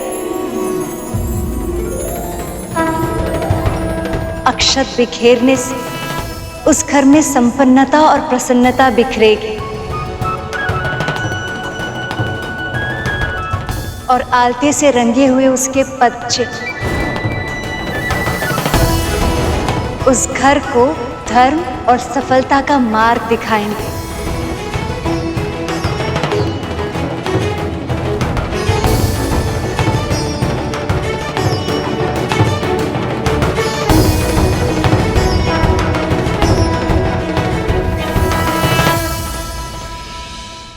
यदि तुम सब मानते हो कि हमारे प्रतियोगी केवल देवता हैं, तो तुम सब भ्रम में हो। अमृत पर केवल देवताओं की नहीं, नागों की भी दृष्टि है। और नाग ही क्यों, जो भी प्राणी एक निश्चित आयु लेकर इस संसार में आता है और अपना समय पूरा होने के बाद पंच तत्वों में विलीन हो जाता है, और वो प्राणी इस अमृत को पाना चाहेगा। इसीलिए हमारा पूरा ध्यान अपने लक्ष्य पर केंद्रित होना चाहिए, ताकि अमृत प्रकट होते ही सबसे पहले हम उसे छीन सकें। पर यह कैसे होगा महाराज, क्योंकि गरुड़ की तीव्र दृष्टि सदैव हम ही पर बनी रहती है। हाँ महाराज, मंदराचल से लेकर वासुकी तक सब सदैव केवल देवताओं का ही पक्ष लेते हैं। और वैसे भी महाराज, अब विष्णु के साथ साथ देवी लक्ष्मी भी इस बंधन को देखेगी। उन सब की कड़ी दृष्टि के सामने कैसे चुराएंगे हम अमृत?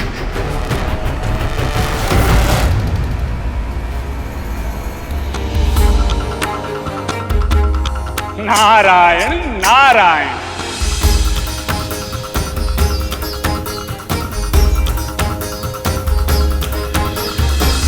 आप जानते हैं मां, एक दिन यहीं वैकुंठ में खड़े होकर गरुड़ के मन में भी ये इच्छा आई थी कि वो प्रभु विष्णु और मां लक्ष्मी के मिलन में सहायक बने। ठीक उसी तरह आज आपके मन में जो भी विचार आया है वो भी अवश्य पूरा होगा मां।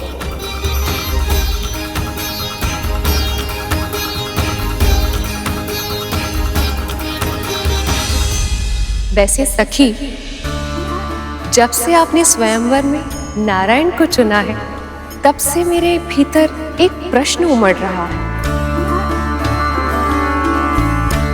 कहाँ तो आप मृगनयनी, मनमोहक लाल गालों वाली रूपमती देवी, और कहाँ ये नारायण जो कभी तो सलोने दिखाई देते हैं और कभी सांवला श्याम रंग धारण कर लेते हैं। आप कमल पुष्प पर विराजती हैं और ये विशाल सर्प पर।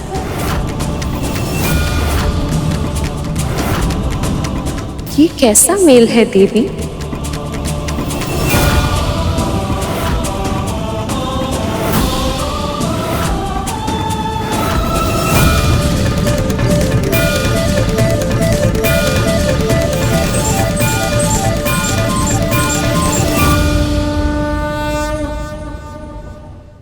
माँ पार्वती, आप प्रभु के बारे में ऐसा कैसे कह रही हैं? और क्यों? ये भी एक रीति होती है गरुड़। नंदे और भाभियां नववधू से उपहास करती हैं ताकि उसे ससुराल में हिचकिचाहट ना हो और वो अपने मन की बात सबके सामने रख पाए।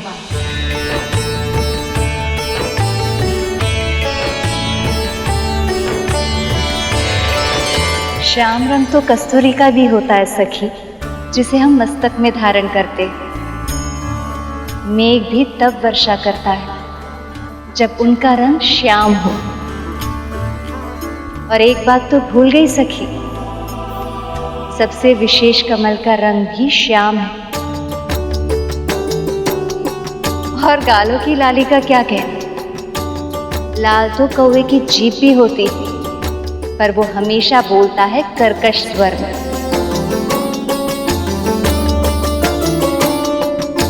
इसलिए ये मेल अनमोल है।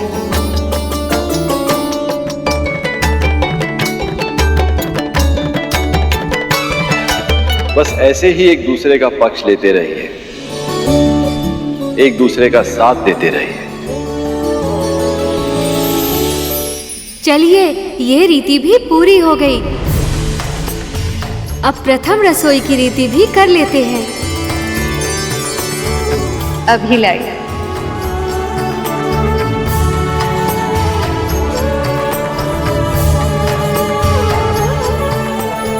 माँ, मैं भी चलती हूँ आपके साथ, आपकी सहायता करने। विंता, ये कैसे संभव है?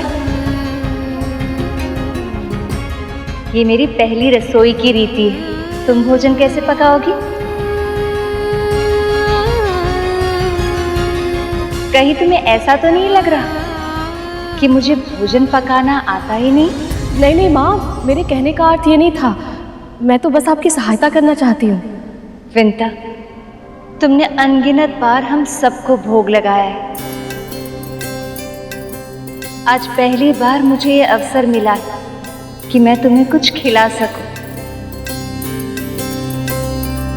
तुम ही बताओ, मैं ये अवसर ऐसे व्यर्थ कैसे जाने दूं?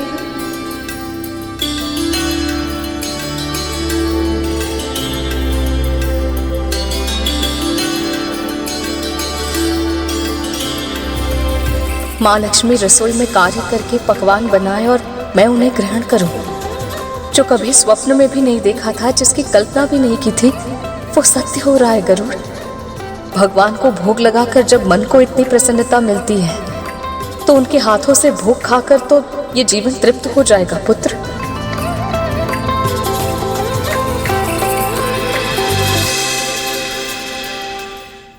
ये लीजिए स्वामी, अपनी पहली रसोई की रीति में मैंने मखाने की खीर बनाई।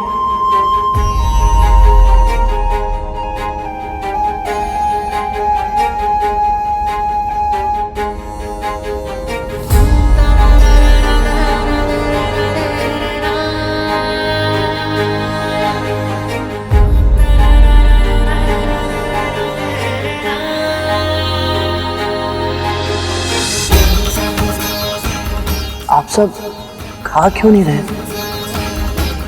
जब भक्त भगवान को खिलाए बिना स्वयं नहीं खाता, तो हम अपने भक्तों को खिलाए बिना कैसे खा सकते?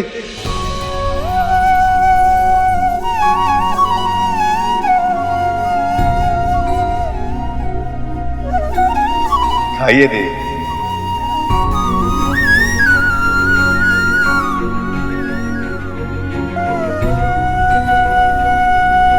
अपने प्रिय के हाथों से बनी खीर खाने के लिए और कितनी प्रतीक्षा करवाएंगी आप मुझसे?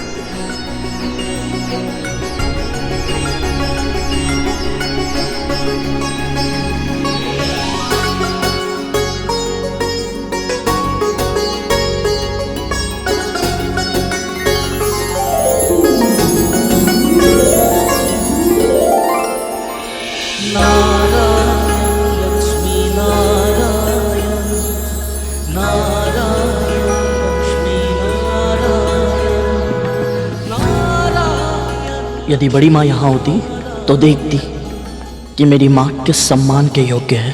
संभव है तभी उन्हें आभास हो पाता कि वो माँ के साथ अत्याचार करके कितना बड़ा पाप कर रही है। नारायण लक्ष्मी नारायण जग के पालक है। वैसे तो इस संसार में जो भी धन है वो आपका ही है और आपसे ही है, परंतु ये रीति है, पहली रसोई के बाद नेक की प्रक्रिया आवश्यक है। इसीलिए हमारे परिवार की ओर से ये भेंट स्वीकार कीजिए।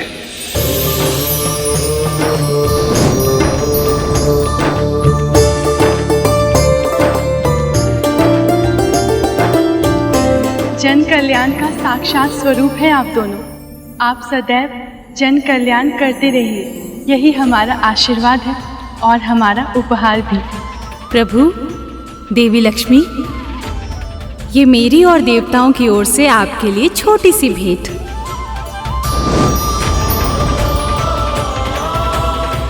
मैं प्रभु विष्णु और माता लक्ष्मी को क्या भेंट दूं? अब हमें प्रस्थान की आज्ञा दीजिए।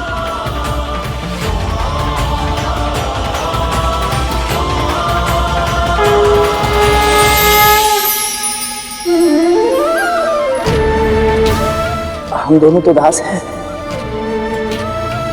हम आपको क्या दे सकते हैं भला? तुम दोनों ने हमें पहले ही उपहार दे दिया है, अपनी भक्ति का उपहार।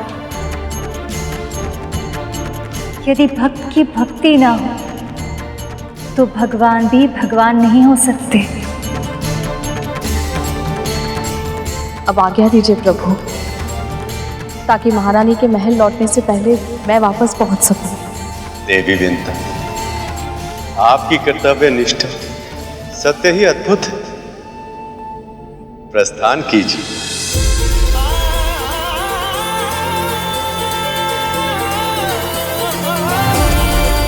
मेरे लिए क्या आज्ञा है प्रभु? तुम्हारा संदेश सही था गर्ग। असुरों ने मंथन का प्रयास इसलिए किया था ताकि वह अमृत को अकेले ही पा सके, किंतु वह विफल हुए। इसलिए अब उनकी इच्छा और भी तीव्र हो गई है और वह अमृत को चुराने के लिए किसी भी सीमा तक जा सकते हैं। अब यह हमारा दायित्व है गर्ग। हमें यह सुनिश्चित करना होगा कि अमृत अयोग्य के हाथों में ना जाए। ऐसा ही होगा प्रभु, अमृत उसे ही मिलेगा जिसे आप चाहेंगे।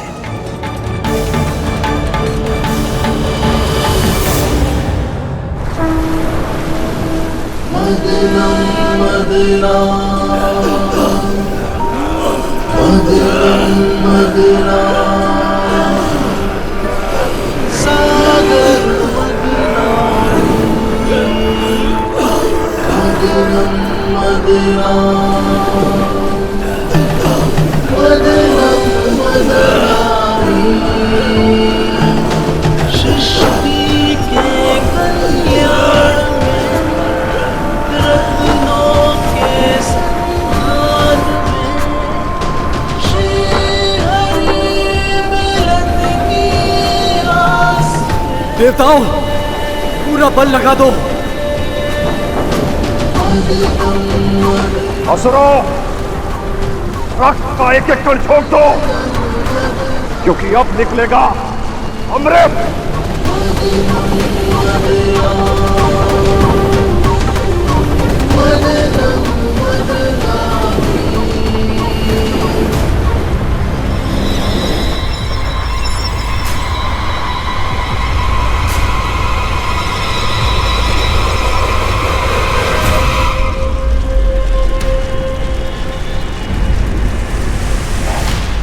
ये दुर्गंध कैसे? ये कैसी दुर्गंध है देवराज?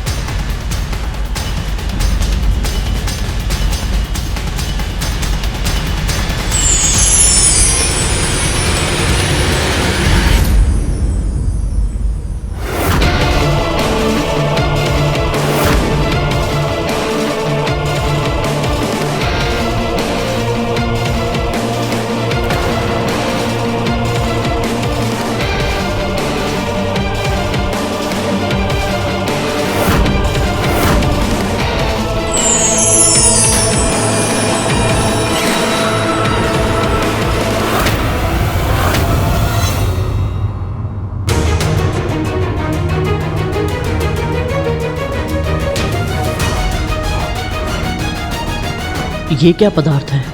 ये क्या लीला है प्रभु? इस पर तो केवल हम असुरों का ही अधिकार होगा।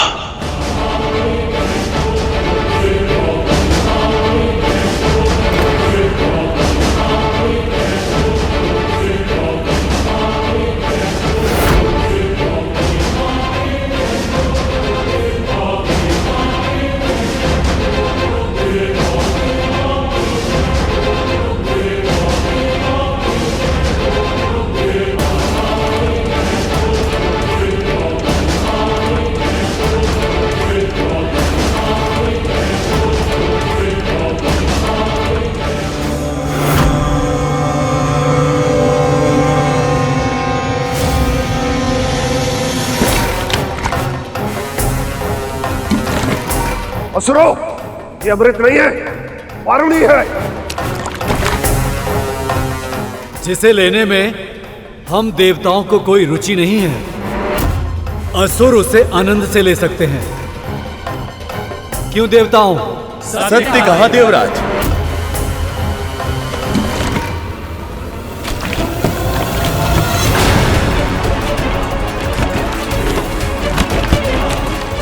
देखिए प्रभु, देवताओं ने अपनी सूझबूझ से इस समस्या को टाल दिया। आपने सही कहा लक्ष्मी, ये उनके सात्विक गुण है, किंतु असुर अपने तांत्रिक अवगुण के कारण समस्या को स्वयं ही निमंत्रण दे रहे हैं।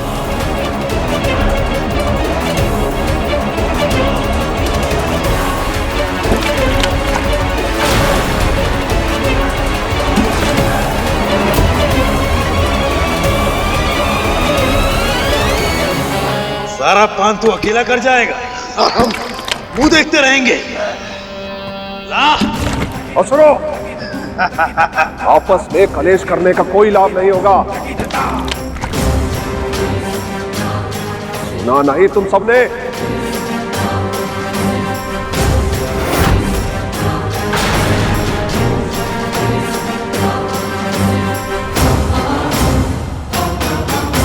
महाराज बलि का भी आदेश नहीं मान रहे। ये वस्तु क्या है प्रभु? ये कौन सी वस्तु है जिसने असुरों को भी उन्मत्त कर दिया है?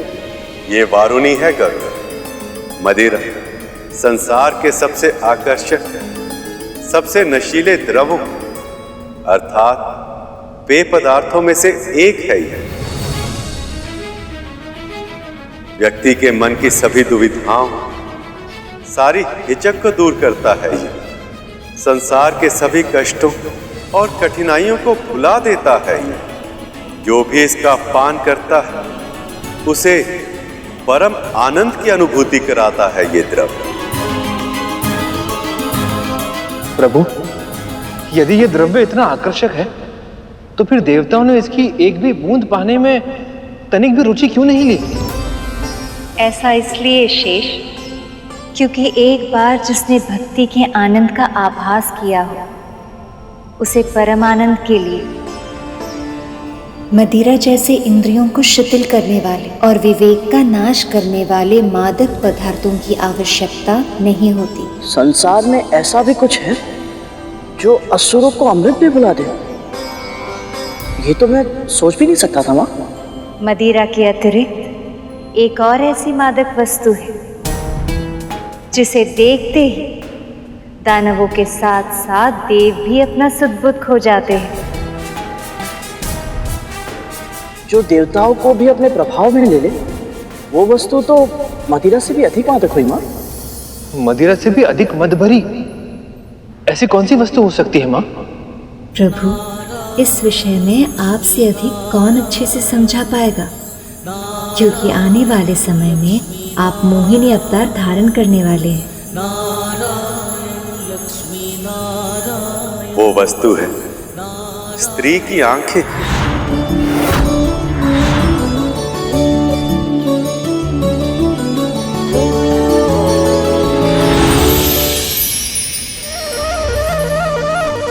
शेष, गरुड़, हर सफल पुरुष के पीछे किसी न किसी स्त्री का योगदान अवश्य होता है। स्त्री की शक्ति की कल्पना भी नहीं की जा सकती। यदि स्त्री चाहे तो पुरुष अपने उद्देश्य पर ऐसे ध्यान केंद्रित कर सकता कि वो कभी भटकता नहीं। और यदि स्त्री चाहे तो पलक झपकते ही पुरुष अपने लक्ष्य को भूलकर उसकी मद भरी आंखों में खो सकता।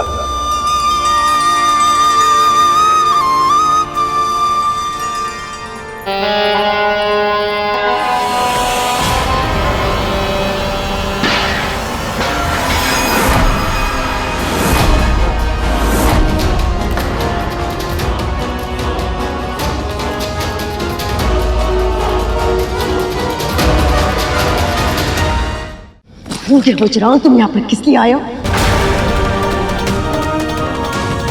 हाँ? तुम्हें अपना ध्यान केवल मंथन पर केंद्रित रखना है। अमृत ही तुम्हारा एकमात्र उद्देश्य होना चाहिए राहु। ये मदिरा वो जाल है जो तुम्हें अपने लक्ष्य से भटकाएगा।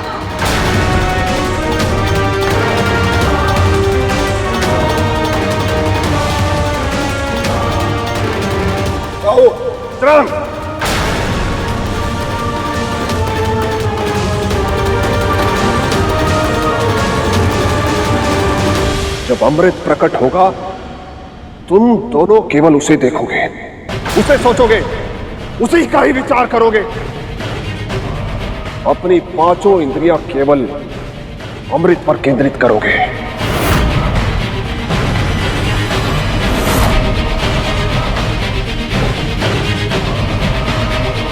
यदि तुम इस योजना में असफल हुए तो हमारी योजना भी असफल हो जाएगी।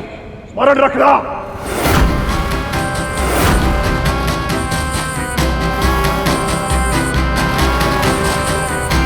यदि हम अमृत हार गए तो सब कुछ हार जाएंगे। अपनी महत्वाकांक्षा, अपना स्वप्न, अपना साम्राज्य, सब कुछ।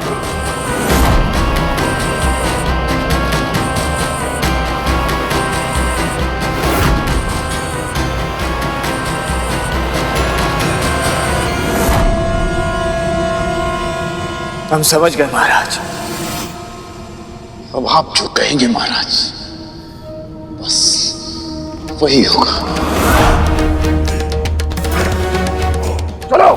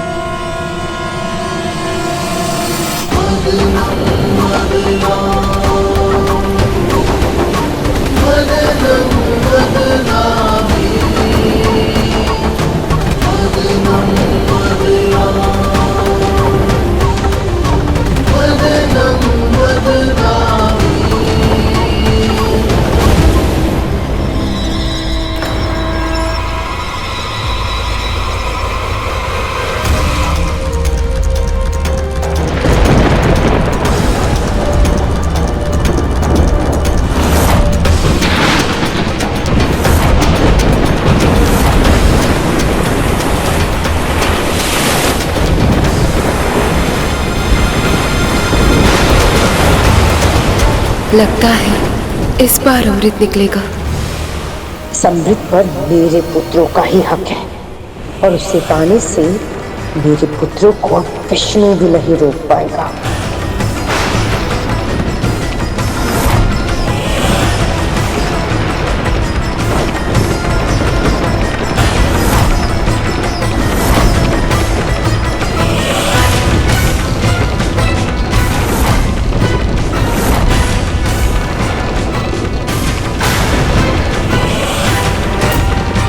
देवराज, अमृत के आने पर इस प्रकार का प्रलय संभव नहीं।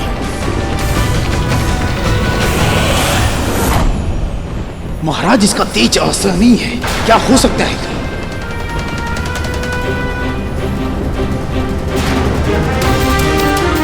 आखिर ये क्या वस्तु है जिसके प्रकाश से सभी विचलित हैं? हे प्रभु, मंथन से निकली ये वस्तु पूरे संसार में प्रलय ला रही है। इसे धारण करने वाले पक्ष कौन होगा, देवता या असुर?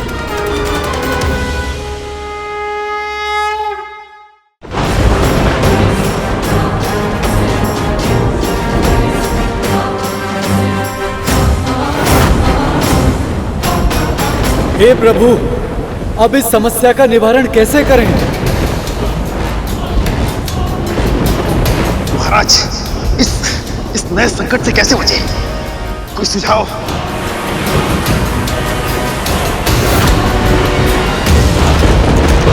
ये तो चंद्रमा है। इनके वास्तविक तेज को ये संसार संभाल नहीं पाएगा।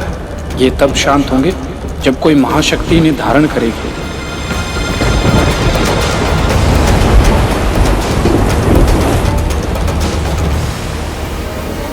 जब जब इस संसार पर विकट समस्या का निर्माण हुआ, तब तब एक वही जिन्होंने हमारी रक्षा की।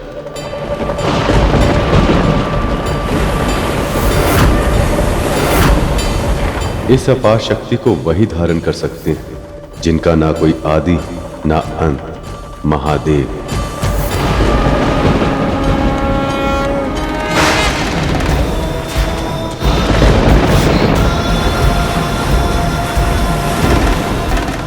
महादेव आइए और हमारी प्रार्थना स्वीकार कर अपनी शोभा बढ़ाइए।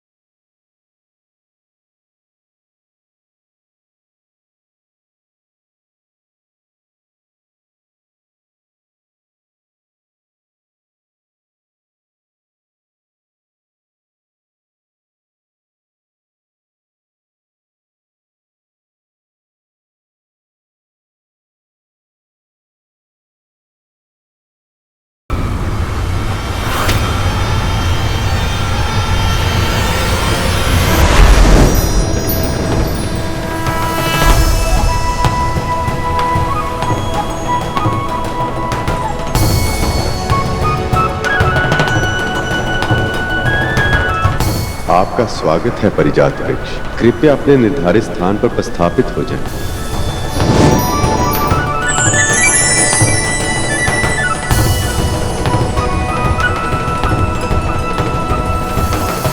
शक्ति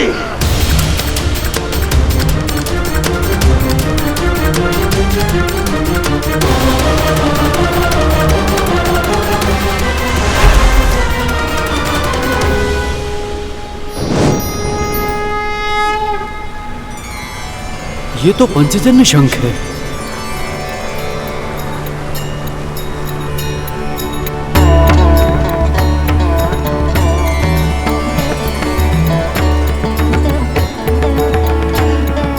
यदि देव और असुर उचित समझे तो मैं ये शंख प्रभु विष्णु को दोनों पक्षों की ओर से भेंट देना चाहता हूं।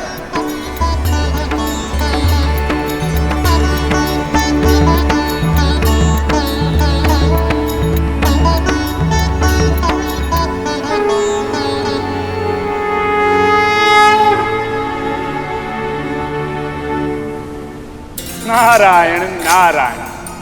प्रभु इसे स्वीकार कीजिए।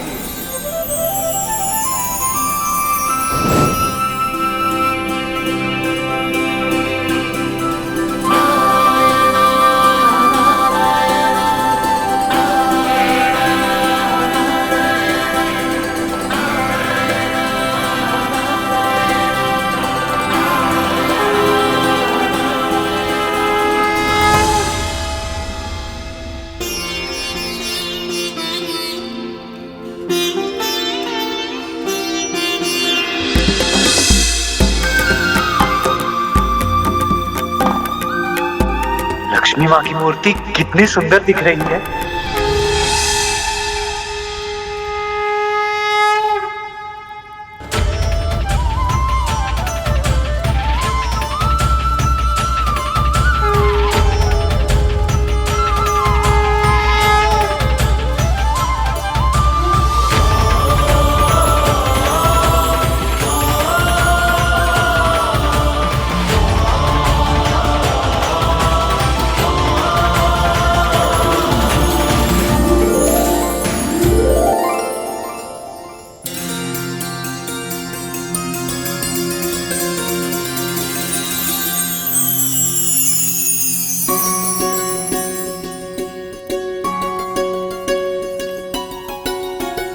मिठाई? इसे साधारण मिठाई समझने की भूल मत करना। ये प्रसाद है। इसका एक एक कण पवित्र है। अपना सौभाग्य समझकर इसे ग्रहण करो।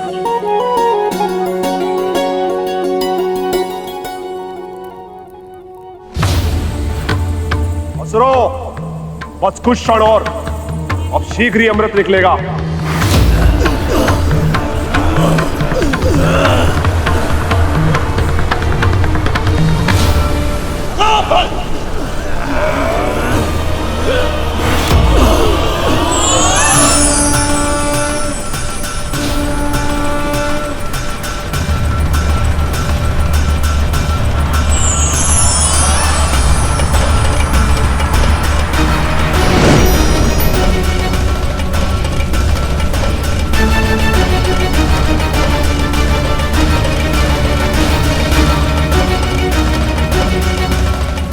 देवी तारा और रूमी, ये अप्सराओं का त्रेता युग में बहुत ही महत्वपूर्ण योगदान होगा।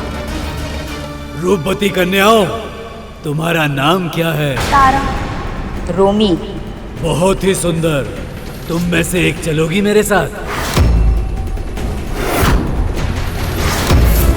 और दूसरी मेरे साथ। तुम दोनों ने सोच भी कैसे लिया कि मदिरा की तरह हम देवता इन दोनों पर अधिकार इतनी सरलता से छोड़ देंगे? इन पर तो केवल हमारा ही अधिकार है। ऐसे कैसे तुम्हारे साथ जाएगी? मेरे साथ जाएगी वो। दोनों पक्षों में से कोई भी इन स्त्रियों पर अधिकार नहीं जता सकता।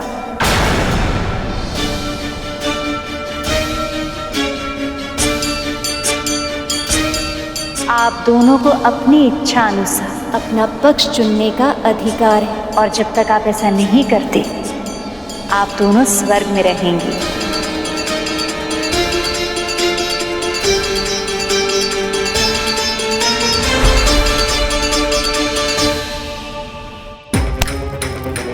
बड़ा आनंद आ रहा है ना दोनों को प्रसाद ग्रहण करने में। आने दो कर, ऐसा दंड दूंगा कि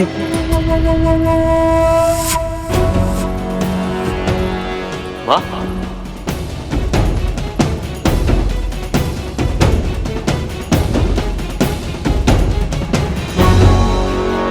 आपका मुख तो एकदम साफ हो गया, सारे धब्बे चले गए। ये चमत्कार कैसे हुआ माँ? विवाह कैसा था? बड़ा आनंद आया होगा ना? माँ बताइए ना, आप चुप क्यों हैं? विवाह तो समाप्त हो गया, किंतु मंथन अभी भी चल रहा है। अमृत किसी भी समय प्रकट हो सकता है और उससे अधिक महत्वपूर्ण मेरे लिए कुछ भी नहीं है।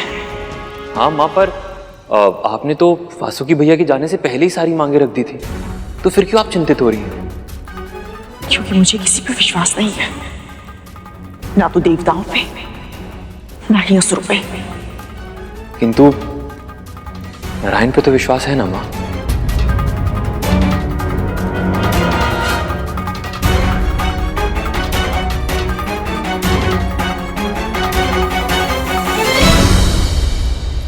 माँ विचलित है और दासी माँ कुछ अधिक ही प्रसन्न। न जाने क्यों मुझे लग रहा है कि इसका कारण भी वो गरुड़ ही है। बस एक बार अमृत मिल जाए मुझे, फिर सबसे पहले गरुड़ का अस्तित्व ही मिटा दूंगा मैं।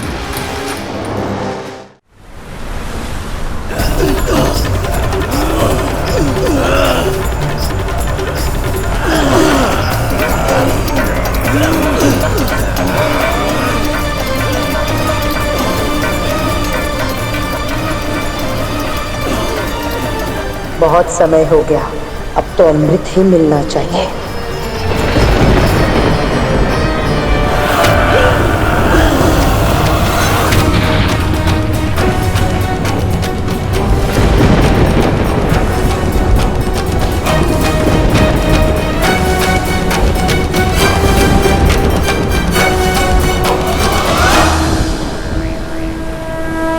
इस मंथन का समापन आपसे ही, कृपया अपने आगमन से हमें कृतार्थ करें।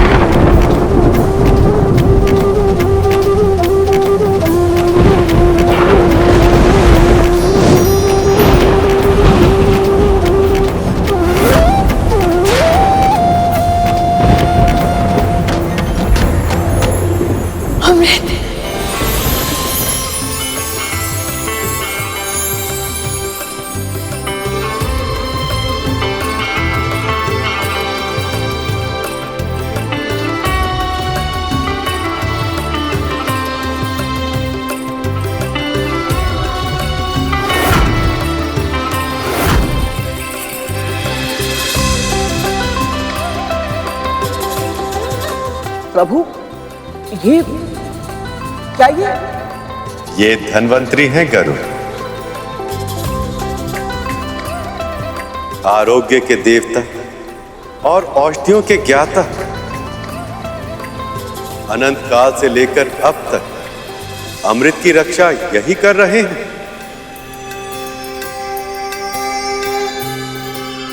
इसका अर्थ यह है प्रभु कि इस कलश में अमृत है।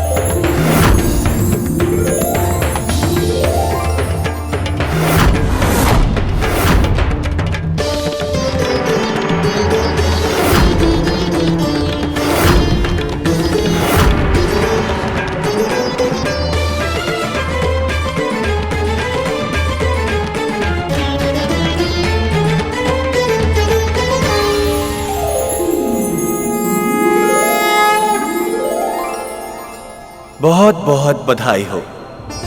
एक दूसरे के घोषित शत्रु होने के बाद भी आप सभी देवताओं और दानवों ने संधि की कठिन से कठिनतम चुनौतियों का सामना किया और अपने तन, मन तथा आत्मा तक का बल लगाकर क्षीर सागर के मंथन जैसे महान कार्य को संपन्न किया। असंभव को संभव कर दिखाया है आप सबने। जो अकल्पनीय था उसे घटित होने पर विवश कर दिया है और अब आप सब संसार का अमृत प्राप्त करने के बहुत ही निकट पहुंच चुके हैं।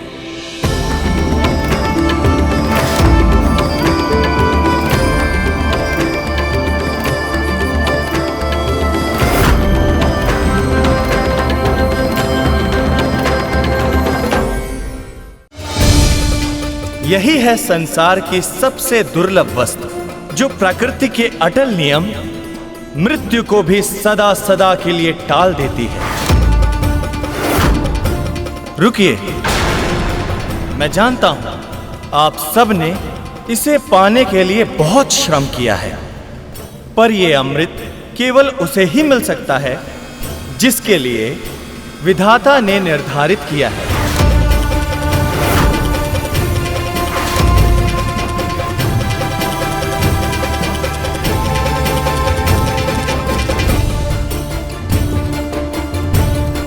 तो अब हम अवश्य ही परम पिता परमात्मा के निर्णय की प्रतीक्षा करेंगे देव।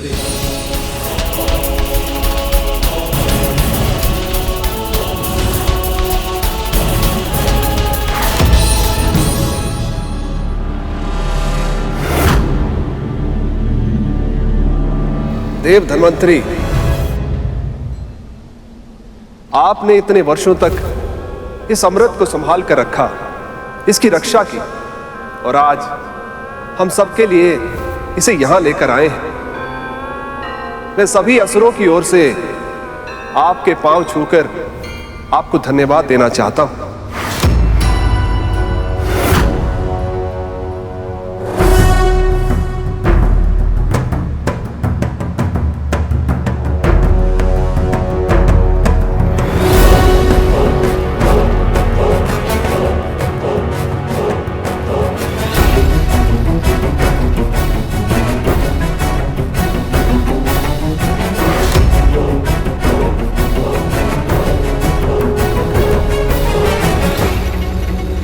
यदि असुर इस नियम को तोड़ने का प्रयत्न करते हैं तो इसका दंड उन्हें भोगना होगा।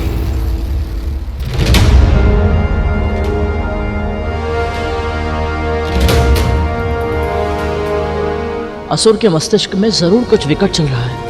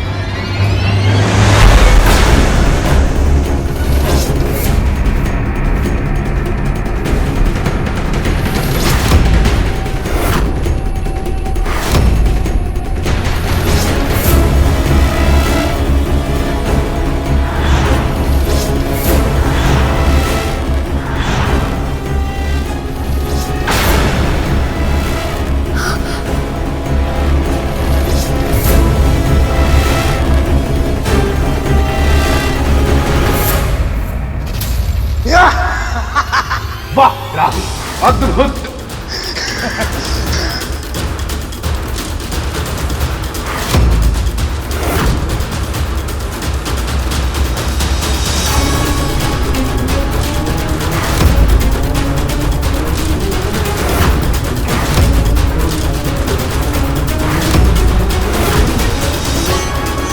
अमृत।